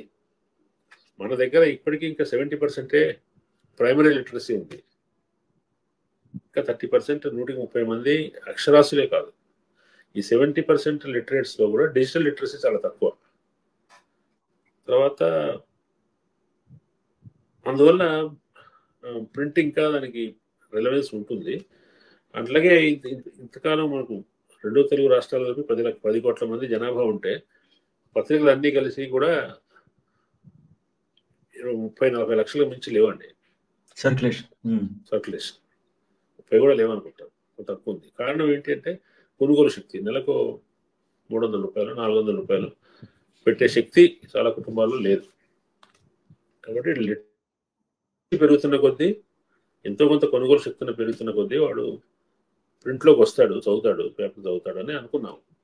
ఎందుకంటే డిజిటల్ లిటరసీ పెరగడానికి స్మార్ట్ ఫోన్ కావాలి, దానికి నెలకు 150-200 రూపాయలు డేటా కోసం ఖర్చు పెట్టగలగాలి అని అదొక బ్యారియర్ అవుతుంది అనుకున్నాం. కానీ ఎనీవే పేపర్తో సంబంధం లేకుండానే వాడు డేటా కొనుక్కుంటున్నాడు. జియో వాడి వల్ల 5,000కే స్మార్ట్ ఫోన్ వచ్చేస్తుంది. వచ్చినా కానీ పేపర్ని, స్మార్ట్ ఫోన్ ఒక నాలెడ్జ్ అండ్ ఇన్ఫర్మేషన్ టూల్గా వాడటం అనేది ఆ స్కిల్ వీళ్ళకు ఉండే అవకాశం లేదు. ఇంకా చాలా టైం పడుతుంది అది రావాలంటే. కాబట్టి న్యూస్ పేపర్ నిర్వహించే ప్రైమరీ బాధ్యత ఇంకా దానికి ఉంది స్పేస్ అని అనిపిస్తుంది. అయితే కోవిడ్ వచ్చిన తర్వాత అకస్మాత్తుగా న్యూస్ పేపర్ డిస్ట్రిబ్యూషన్ మీద బాగా దెబ్బతీసింది కోవిడ్. సో లాక్డౌన్ రావడంతో అకస్మాత్తుగా డిస్ట్రిబ్యూషన్ నెట్వర్క్ అంతా క్లోజ్ అయిపోయింది. క్లోజ్ అయిన వాళ్ళు 3-4 నెలల పాటు పేపర్లు మానేసిన వాళ్ళు మళ్ళీ లాక్డౌన్ పోయిన తర్వాత మళ్ళీ రెన్యూ చేయలేదు. వీళ్ళు కమ్యూనిటీస్ లోకి వెళ్ళి మళ్ళీ పేపర్ ప్రమోషన్ కోసం వెళ్ళటానికి సేల్స్ పీపుల్ దొరకట్లేదు. సేల్స్ పీపుల్ వెళ్ళటానికి ఇంకా కమ్యూనిటీస్ చాలా కాలం పాటు అలౌ చేయలేదు కొత్త వాళ్ళని ఇళ్లలోకి. సో దాదాపు 40% 100 ఉన్న న్యూస్ పేపర్ సర్క్యులేషన్ అన్ని పేపర్లకు 40కి తగ్గిపోయింది. ఇప్పటికీ కూడా అందుకోవట్లేదు. దాంతో పేపర్లన్నీ పేజీలు సగం తగ్గించేసినాయి. ఈ లోపల కోవిడ్ పీరియడ్ లో, లాక్డౌన్ పీరియడ్ లో జనాలు చాలా మంది అంతకుముందు అలవాటు లేని వాళ్ళు కూడా డిజిటల్ డివైసెస్ లో న్యూస్ చూడడం అలవాటు చేసుకున్నారు. ఎట్లాగో తెలుస్తుంది కదా ఇప్పుడు వార్త ఎందుకు, పేపర్ ఎందుకు, అనేక కారణాలు ఉన్నాయి. అందుకోసం న్యూస్ పేపర్స్ కూడా ఇప్పుడు స్ట్రగుల్ అవుతున్నాయి. ఎట్లా మేము బ్రేకింగ్ న్యూస్ తెలిసిపోతుంది, అది కాకుండా ఏమి కంటెంట్ ఇవ్వగలము న్యూస్ పేపర్ చదవటానికి, వాళ్ళని ప్రేరేపించడానికి ఎటువంటి కంటెంట్ ఇవ్వచ్చు అనే దాని మీద పోటీ పడుతున్నాయి. న్యూస్ పేపర్స్ బ్రేకింగ్ న్యూస్ కోసం కాదు, కానీ ఇది విశ్లేషణల కోసం. అంటే మనకు తెలిసిన వాళ్ళు, మీరు కావచ్చు, ఇంకోటి కావచ్చు, వీళ్ళ విశ్లేషణ కోసం చదివే వాళ్ళు ఉంటారు.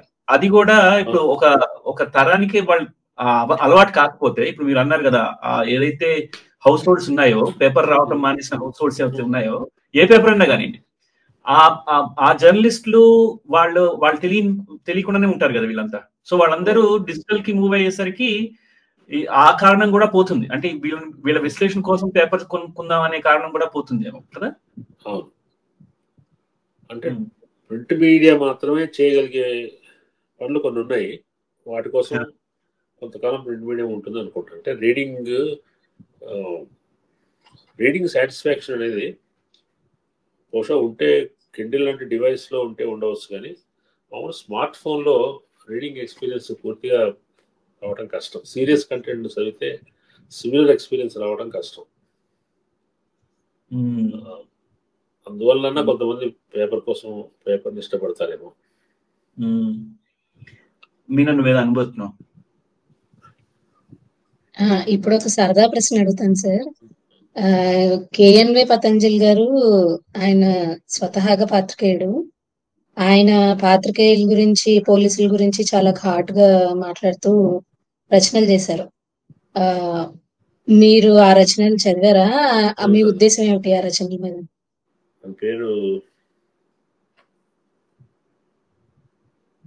పేరు మీకు గుర్తు రావట్లేదా? పెంపుడు జంతువులు, కేఎన్వై పతంజలి. పోలీసు వాళ్ళ గురించి కాకి బతుకులు అని రాశాడు ఆయన. కాకి వనం అని రాశారు. జర్నలిస్టుల గురించి పెంపుడు జంతువులు రాశారు. కరెక్టే, రాసింది సహజంగానే ఉంది, సహజత్వంతోనే ఉంది ఆ నవల. ఆయన లోపల మనిషే కాబట్టి బాగా దగ్గరగా చూసి రాశారు. ఆయన బాగా వ్యంగ్యంగా రాస్తారు. ఆయన శైలి మీకు ఎలా అనిపించింది? మీరు చదివారు ఆయన పూర్తిగా? ఆయనతో కలిసి పనిచేయడం మాకు సీనియర్ అనుకోండి, గురుగారితో సమానమే. ఉదయంలో గారు మేము కలిసి పనిచేసాం, జూనియర్ని ఆయన సీనియర్. అది అయినా రచయితగా ఆయన రచనలన్నీ నాకు, ఆయన రచనల్లో పిలకతురుడు పువ్వు ఒకటి, గోపాత్రుడు ఒకటి, ఓ దయ్యం ఆత్మకథ, ఇవి బాగా ఇష్టం. అంటే మొదట్లో కాకివనం అది బాగా నచ్చింది అనుకోండి, దయ్యం ఆత్మకథ బాగా ఇష్టం. మీరు ఎలా చదువుతారు? మీ చదివే అలవాట్లు ఎలా ఉంటాయి? మీరు ఒక పుస్తకం ఎంచుకుని ఆ పుస్తకం అవగొడతారు, లేకపోతే ఒకే సమయానికి 2-3 పుస్తకాలు చదువుతుంటారు? అట్లా ఈ మధ్య అట్లా ఎంచుకునే అవకాశం రావట్లేదండి. అది ఇవి తారసపడితే అది చదువుతున్నాము. ఆ తారసపడటానికి ఏదో కారణం ఉంటుంది. ఇప్పుడు చాలా మంది గట్టిగా చెప్పడం వల్ల పుస్తకం తెప్పించుకుంటారు, లేదంటే ఎవరన్నా రచయితలు ఇవ్వటం వల్ల, లేకపోతే ఏదైనా ముందు మాట రాయమని అడిగితేనో, అట్లేదో ఒక విషయం ఎంచుకొని దానికి సంబంధించిన పుస్తకాలు ఉదాహరణ తర్వాత ఒకటి చదవడం అనేది అటువంటి పద్ధతికి ఆస్కారం లేకుండా ఉంది. కానీ ఇప్పుడు వస్తున్న పుస్తకాల సంఖ్య చూస్తే మనం చదివే స్పీడ్ సరిపోదు, చాలా మిస్ అవుతాయి. మీరు ప్రస్తుతం చదువుతున్న పుస్తకం ఏంటి? మొన్న మోయి తొమ్మిది చదివానండి, విశ్వనాథ నవల. ఎందుకు చదివానంటే ఎప్పుడో కొంత చదివాను నేను. విశ్వనాథకు తెలంగాణకు ఉన్న సంబంధం గురించి ఒక సభలో మాట్లాడాల్సి వచ్చింది. దానికోసం ఆ పుస్తకం చదివాను. మళ్ళీ మోయి తొమ్మిది అనేది కరీంనగర్ దగ్గరలో ఉండే ఒక చిన్న నది, దాని మీద రాశాడు ఆయన నవల. ఇందాక మనం మాట్లాడుకున్న విషయం జర్నలిజము, కొత్త టాలెంట్, కొత్త మార్పులు, సమాజంలో వచ్చిన మార్పులు. ఒక పెను మార్పు పఠనాశక్తి తగ్గటము, తర్వాత తెలుగు రాకపోవటం కూడా కొంత కారణం కదా. మాకు అది దాసభాషానికి అది పెట్ ప్రాజెక్ట్ తెలుగు భాష. సో దాని మీద మీ అభిప్రాయాలు ఏంటి? తెలుగు భాష గురించిన వాస్తవ ప్రమాదం కంటే గగ్గోలు ఎక్కువ అని నా అభిప్రాయం అండి. ఓకే. అయితే ఎందుకైనా గగ్గోలు మంచిదే కదా, దానివల్ల మంచి జరిగితే మంచిదే కదా, దాన్ని నేను వ్యతిరేకించను, కానీ అంత ప్రమాదం ఉందని నేను అనుకోవట్లేదు. తెలుగు బాగా విస్తరిస్తుంది. చూడండి, మీరు నెట్ఫ్లిక్స్ లో అన్ని సినిమాలు 60% సినిమాలు తెలుగు సబ్ టైటిల్స్ తోటి, తెలుగు ఆడియోతోటి వస్తున్నాయి. ఇప్పుడు అన్ని వెబ్సైట్స్ తెలుగు వర్షన్స్ తీసుకొస్తున్నాయి. ట్రాన్స్లేషన్ దాదాపు నియర్ టోటల్ పర్ఫెక్షన్ వస్తుంది 60%. ఇక ఇంతకుముందు 50-60% ఉంటే ఇప్పుడు 70-80% దాకా గుడ్ ట్రాన్స్లేషన్ వస్తుంది. తెలుగుకు స్కోప్ బాగా పెరిగింది, ఉద్యోగ అవకాశాలు కూడా బాగా పెరిగినాయి అనుకుంటున్నాను. ఏ రంగాల్లో పెరిగినాయి అంటారు తెలుగుకి? ఇవన్నీ పెరిగాయి కదా, ఇవన్నీ డైలాగ్స్ రాసేవాళ్ళు, ట్రాన్స్లేషన్ చేసేవాళ్ళు, డబ్బింగ్ చెప్పేవాళ్ళు, వాళ్ళందరికీ పెరిగినాయి. డిజిటల్ స్పేస్ లో చాలా తెలుగుకు చాలా అవకాశం ఉంది. అండ్ అందరూ ఇంగ్లీష్ అని చదువుకోవట్లేదు, ఇంగ్లీష్ మీడియంలో చేరుతున్నారు. ఇంగ్లీష్ మీడియంలో చేరుతున్న మాత్రాన ఇంగ్లీష్ మైగ్రేట్ అవుతున్నట్టు కాదు. దురదృష్టవశాత్తు చాలా మంది వాళ్ళ తల్లిదండ్రులు, బంధువులు ఇంగ్లీష్ స్పీకింగ్ కాకపోవటం వల్ల స్కూల్లో ఇంగ్లీష్ నేర్చుకున్నా కూడా దాంట్లో రాణించలేకపోతున్నారు, మరి తెలుగులోనే ఉంటారు. మేము పరీక్షలు పెడతాం కదా, మాకు సబ్టైటిల్స్ కావాలని దానికోసం పెడతాం కదా. చాలా మంది ఎంబీఏలు, ఇంజనీరింగ్, బీటెక్లు వీళ్ళంతా అప్లై చేస్తారు. వీళ్ళందరూ ఏంటంటే బీటెక్లు చదివారు, పాస్ అయ్యారు, కానీ వాళ్ళ క్యాంపస్లో వాళ్ళు సెలెక్ట్ కాకపోవడం వల్ల, ఇంకెక్కడ ఉద్యోగాలు రాకపోవడం వల్ల, ఏ ఉద్యోగాలు దొరికితే వాళ్ళకి అప్లై చేస్తూ ఉంటారు. ఒకే ఆఫీస్లో వాళ్ళు సెక్యూరిటీ గార్డు కోసం అప్లై చేస్తారు, సబ్ ఎడిటర్ పోస్ట్ కోసం కూడా అప్లై చేస్తారు. అయితే వీళ్ళందరూ ఇంగ్లీష్లోనూ ఇంజనీరింగ్లోనూ అంత రాణించకపోయినా వాళ్ళ హై స్కూల్ లెవెల్లోనూ వాళ్ళ ఇంటర్మీడియట్ లెవెల్లోనూ తెలుగు వాళ్ళకు బాగా వచ్చి ఉంటుంది. వాళ్ళు తెలుగు బాగా రాస్తారు. అట్లా వచ్చిన వాళ్ళు సబ్ ఎడిటర్గా చేరిన వాళ్ళు మా దగ్గర చాలా మంది ఉన్నారు. ఎందుకంటే వాళ్ళు చిన్నప్పుడు తెలుగు మీడియంలో చదువుకోవడం, second language Telugu, mostly Telugu medium చదువుకుని ఉంటారు. తెలుగు తప్పనిసరిగా వాళ్ళ పిల్లలకి తెలుగు మీడియం చదువుకున్న వాళ్ళకి తెలుగు రాయటం చదవటం వస్తుంది, ఎక్స్ప్రెషన్ వస్తుంది. వాళ్ళు ఎందుకో వాళ్ళ తల్లిదండ్రులు పీర్ ప్రెషర్ వల్ల దేనివల్ల వేరే మార్గంలోకి వెళ్ళారు, కానీ వాళ్ళు తెలుగులోనే చదువుకుని ఉంటే బాగా రాణించేవాళ్ళు. అటువంటి వాళ్ళు కూడా మాకు సబ్ ఎడిటర్స్గా వస్తున్నారు. కాబట్టి ఎవరైతే ఇంటర్మీడియట్ తర్వాత ఎంసెట్లో వెళ్ళిపోతారు కదా, ఎంసెట్లో వెళ్ళిపోతారు, అది కాక ఫిల్టర్ అయ్యి వెనక్కి ఉండిపోయే వాళ్ళు ఉంటారు కదా, వాళ్ళందరూ తెలుగును కాపాడేవాళ్ళే. ఎంసెట్ అయిపోయి ఇంజనీరింగ్ డాక్టర్ చేసే వాళ్ళందరూ వాళ్ళు తెలుగును మర్చిపోతారు. ఆగిపోయిన వాళ్ళు ఏం చేస్తారంటే బిఎస్సి, బిఏ లాంటి కోర్సులు చేస్తారు, చేసి దేశంలోనే ఉంటారు, చిన్న చిన్న ఉద్యోగాలు చేస్తారు, వాళ్ళు తెలుగు చదువుకుంటారు, వాళ్ళకి తెలుగు బాగానే వస్తుంది. ఇప్పుడు అదే పరిస్థితులు ఉన్నాయంటారా? ఇప్పుడు తెలుగు, ఇప్పుడు నేను ఎంతమంది పాత్రికేయులు అవుదాం అనుకుంటున్నారనే ప్రశ్న ఇస్తాను. అట్లాగే నేను ఒక ప్రశ్న మామూలుగా అడుగుతుంటాను, ఎంతమంది తెలుగు అధ్యాపకులు అవుతారు రైట్ యాజ్ ఎ కెరియర్? ఇప్పుడు తెలుగు అధ్యాపకులు మా పిల్లవాడు లేకపోతే మా అమ్మాయి పెద్దయి తెలుగు అధ్యాపకులు అవుతుంది, అధ్యాపకత్వం చేస్తుంది అనేది ఏ తల్లిదండ్రి అనడు. ఏ తల్లిదండ్రులు ఎంతమంది ఇంజనీరింగ్ అధ్యాపకులు అవుతారు చెప్పండి? ఎంతమంది ఇంజనీరింగ్ లో పిహెచ్డీ చేస్తారు చెప్పండి? ఇంజనీరింగ్ కాలేజీలు ఎదుర్కొంటున్న ప్రధానమైన సమస్య ఫ్యాకల్టీ లేకపోవడం. ఇంజనీరింగ్ ఎందుకంటే ఫ్యాకల్టీకి వచ్చే జీతం కంటే మంచి ఇంజనీర్కి బయట వచ్చే జీతం ఎక్కువ, ఉద్యోగాలు చేస్తే వచ్చే జీతం కదా. అటువంటి కారణం వల్ల తెలుగు అధ్యాపకులు కాకపోవచ్చు, కానీ పలు కారణాల వల్ల, అనేక కారణాల వల్ల తెలుగు అధ్యాపకులు ఉండకపోయే పరిస్థితి ఉంటుంది కదా. అప్పుడు తెలుగు నేర్పించేవాళ్ళు లేకపోతే తెలుగు ఎలా వస్తుందని I'm talking about the next generation. మలితరం గురించి మాట్లాడుతున్నాను ప్రస్తుతం. బాగా తెలుగు చదువుకున్న వాళ్ళు, తెలుగు పండితులు బాగానే ఉన్నారు. తర్వాత యూనివర్సిటీస్లో తెలుగు చదువుకుంటున్న వాళ్ళు, నేను చాలా డిగ్రీ కాలేజెస్కి వాటికి వెళ్తుంటాను. 5,000 మంది జనాభా స్ట్రెంత్ ఉన్న డిగ్రీ కాలేజీలు ఉన్నాయి. అందరూ తెలుగు చదివే వాళ్ళే ఉన్నారు. ఏదో సబ్జెక్ట్ తెలుగు, స్పెషల్ తెలుగు అయినా సెకండ్ లాంగ్వేజ్ తెలుగు చదివేవాళ్ళు ఉన్నారు. ఎంఏ తెలుగు గిటగిటలాడుతూ ఉంటున్నాయి. స్టాండర్డ్స్ కొంత పాత వాటికి ఇప్పటికి కొంచెం తేడా వస్తుంది, కానీ చదువుకునే వాళ్ళు పెద్ద దేశం, బోర్డు జనాభా అండి. అంటే మనకు విజిబిలిటీ సమస్య అండి. మనం చుట్టూ ఉన్నవాళ్ళు, మన పీర్ గ్రూప్ అందరూ కూడా ఇంగ్లీష్ చదువుకోవటం, వాళ్ళ పిల్లలు ఇంగ్లీష్ మీడియంలో చదువుకొని తెలుగు చదువుకునే పిల్లల్ని మనం చూస్తూ ఉండటం వల్ల అందరూ అట్లా ఉన్నారేమో అనుకుంటున్నాం, కానీ అందరూ అట్లా లేరు.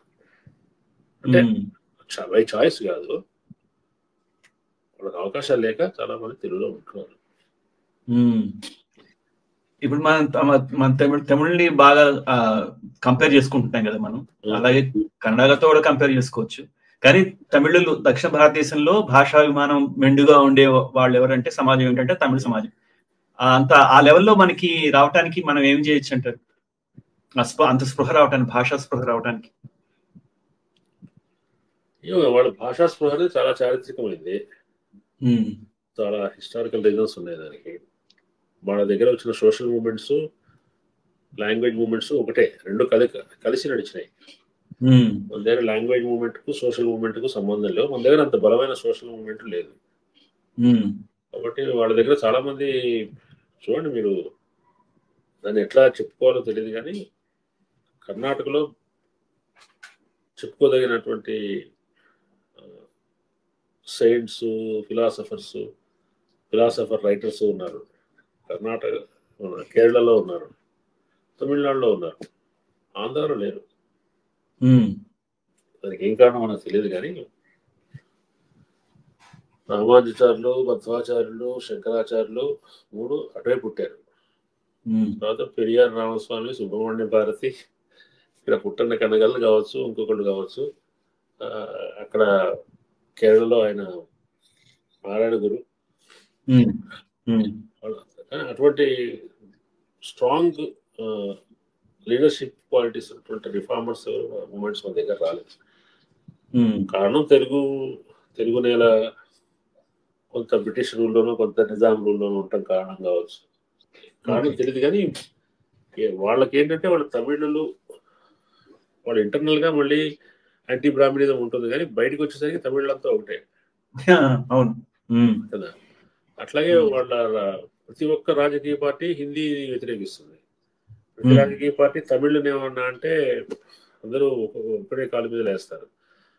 లాంగ్వేజ్ కోసం ఒక మినిస్టర్, క్యాబినెట్ మినిస్టర్ ఉంటుంది రాష్ట్రం, అది దాన్ని ఎవరు అబ్జెక్ట్ చేయరు. వాళ్ళకి గోల్డ్ ఫండ్స్ ఇస్తారు. వాళ్ళు ఆధునిక టెక్నాలజీ అంతా కూడా తమిళ్లోనే వాళ్ళు ఖాయం చేసుకుని వాడతారు. వాళ్ళు పట్టింపు కూడా ఉంటుంది. మరి వాళ్ళు ఇంగ్లీష్ చదివే వాళ్ళు కాదు, ఇంగ్లీష్ లో మనకంటే బాగానే రాణిస్తారు. మనకు ఆంధ్రప్రదేశ్ కంటే టెక్నాలజీ ద్వారా, ఐటీ ద్వారా ఎక్కువ ఆదాయం సంపాదిస్తున్న రాష్ట్రాలు తమిళనాడు ఉంది. రెండింటికే వైరుధ్యం లేదు. ఇంగ్లీష్ చదవటం వల్ల భాష పోయింది అనుకోవడానికి లేదు. వాళ్ళు ఇంగ్లీష్ చదువుతారు, తమిళంలో రాణిస్తారు. లోపం మన సొసైటీలోనే ఉంది. దానికి పరిష్కారాలు ఏం కనిపిస్తాయి మీకు? తెలుగు వాళ్ళలో కొన్ని సెక్షన్స్ కి వాళ్ళ అభివృద్ధి గురించి పట్టింపు ఉంది, కానీ అందరూ కలిసి లాంగ్వేజ్ క్లాస్ అనుకోవడం అనేది లేదు. అదే మీరు ప్రస్తావించారు కదా బుక్ బ్రహ్మ దాంట్లో. ఓకే, ఇప్పుడు విశ్రాంత జీవనం కదా మీది, మీ భవిష్యత్తు కాదు. విరమణ చేశాను, కానీ ఒక ఉద్యోగం విరమించాను, కానీ విరమించలేదు. మీ తదుపరి ప్రణాళికలు ఏంటి? మీరు కూడా యూట్యూబ్ ఛానల్ స్టార్ట్ చేస్తారా శ్రీనివాస్ గారు? నేను సబ్స్క్రైబ్ చేస్తాను మీ channel. Okay, multi mode digital project ఒకటి ప్లాన్ చేస్తున్నామండి. ఒక డిజిటల్ పేపర్ అండ్ ఒక వెబ్సైట్. డిజిటల్ పేపర్ అంటే kind of replica of newspaper. Okay, clone newspaper అంటారు. ప్రింట్ ఉంటే దాన్ని క్లోన్ అవుతుంది.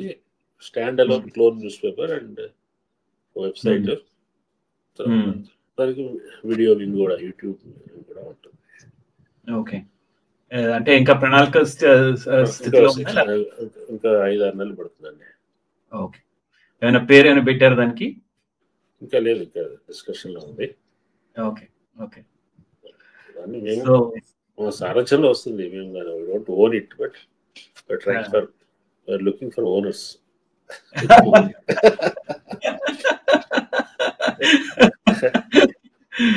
మీకు దాసవాయిసం గురించి తెలుసు కదా, మీరు ఏమన్నా చాలా ఎర్లీ డేస్ లోనే నేను ఒక కార్యక్రమం ఈవెంట్ లో పాల్గొన్నాను. అవును, తులసిదాస్ గారు మాకు రాస్తూ ఉండేవాడు, కంట్రిబ్యూట్ చేస్తూ ఉండేవారు. చాలా మంచి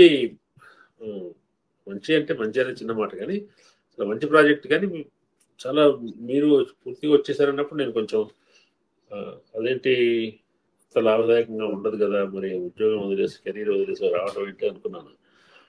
కానీ కొంతమందికి ఏదో ఒక ప్యాషన్ పిచ్చో లేకపోతే పనులు జరగవు కదా.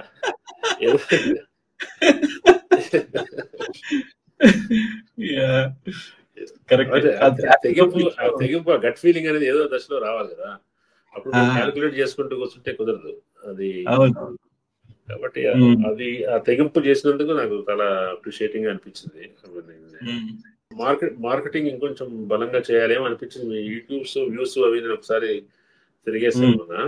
అవును, డిస్ట్రిబ్యూషన్ లో కొంచెం అది మెరుగుపరచుకోవాలి, ఎఫర్ట్ పెట్టాలేమో. నిజం చెప్పారు. అయితే ఒకటి చెప్పాలి, ఇందాక మీరు అన్నారు కదా బీటెక్ చదువుకుని వేరే దానికి వెళ్ళలేక దీనికి వచ్చిన వాళ్ళు ఉన్నారు అని. అలా బీటెక్ చదువుకుని వేరే వాటికి వెళ్ళడం ఇష్టం లేక వచ్చిన దాంట్లో నేను ఒక దాన్ని. బీటెక్ చదువుకొని తర్వాత మళ్ళీ తెలుగును చిన్నప్పుడు చదువుకోకుండా ఇంజనీరింగ్ చదివిన తర్వాత ఐటీ ఉద్యోగం చేస్తూ అక్కడ తెలుగును రీడిస్కవర్ చేసి ఇష్టం పెంచుకొని వచ్చిన వాళ్ళు కూడా ఉన్నారు. అదే మీరు కూడా అంతే అనమాట. మన కిరణ్ గారు లాగే మేము చిన్నప్పటి నుంచి తెలుగు చదువుకుని ఏదో విధివశాత్తు బీటెక్ చేయాల్సి వచ్చి మళ్ళీ అబ్బే అని వెనక్కి వచ్చేసిన వాళ్ళలో నేను ఒక దాన్ని. ఓకే, మంచి విషయం. చాలా ధన్యవాదాలు sir. Thank you so much. Right.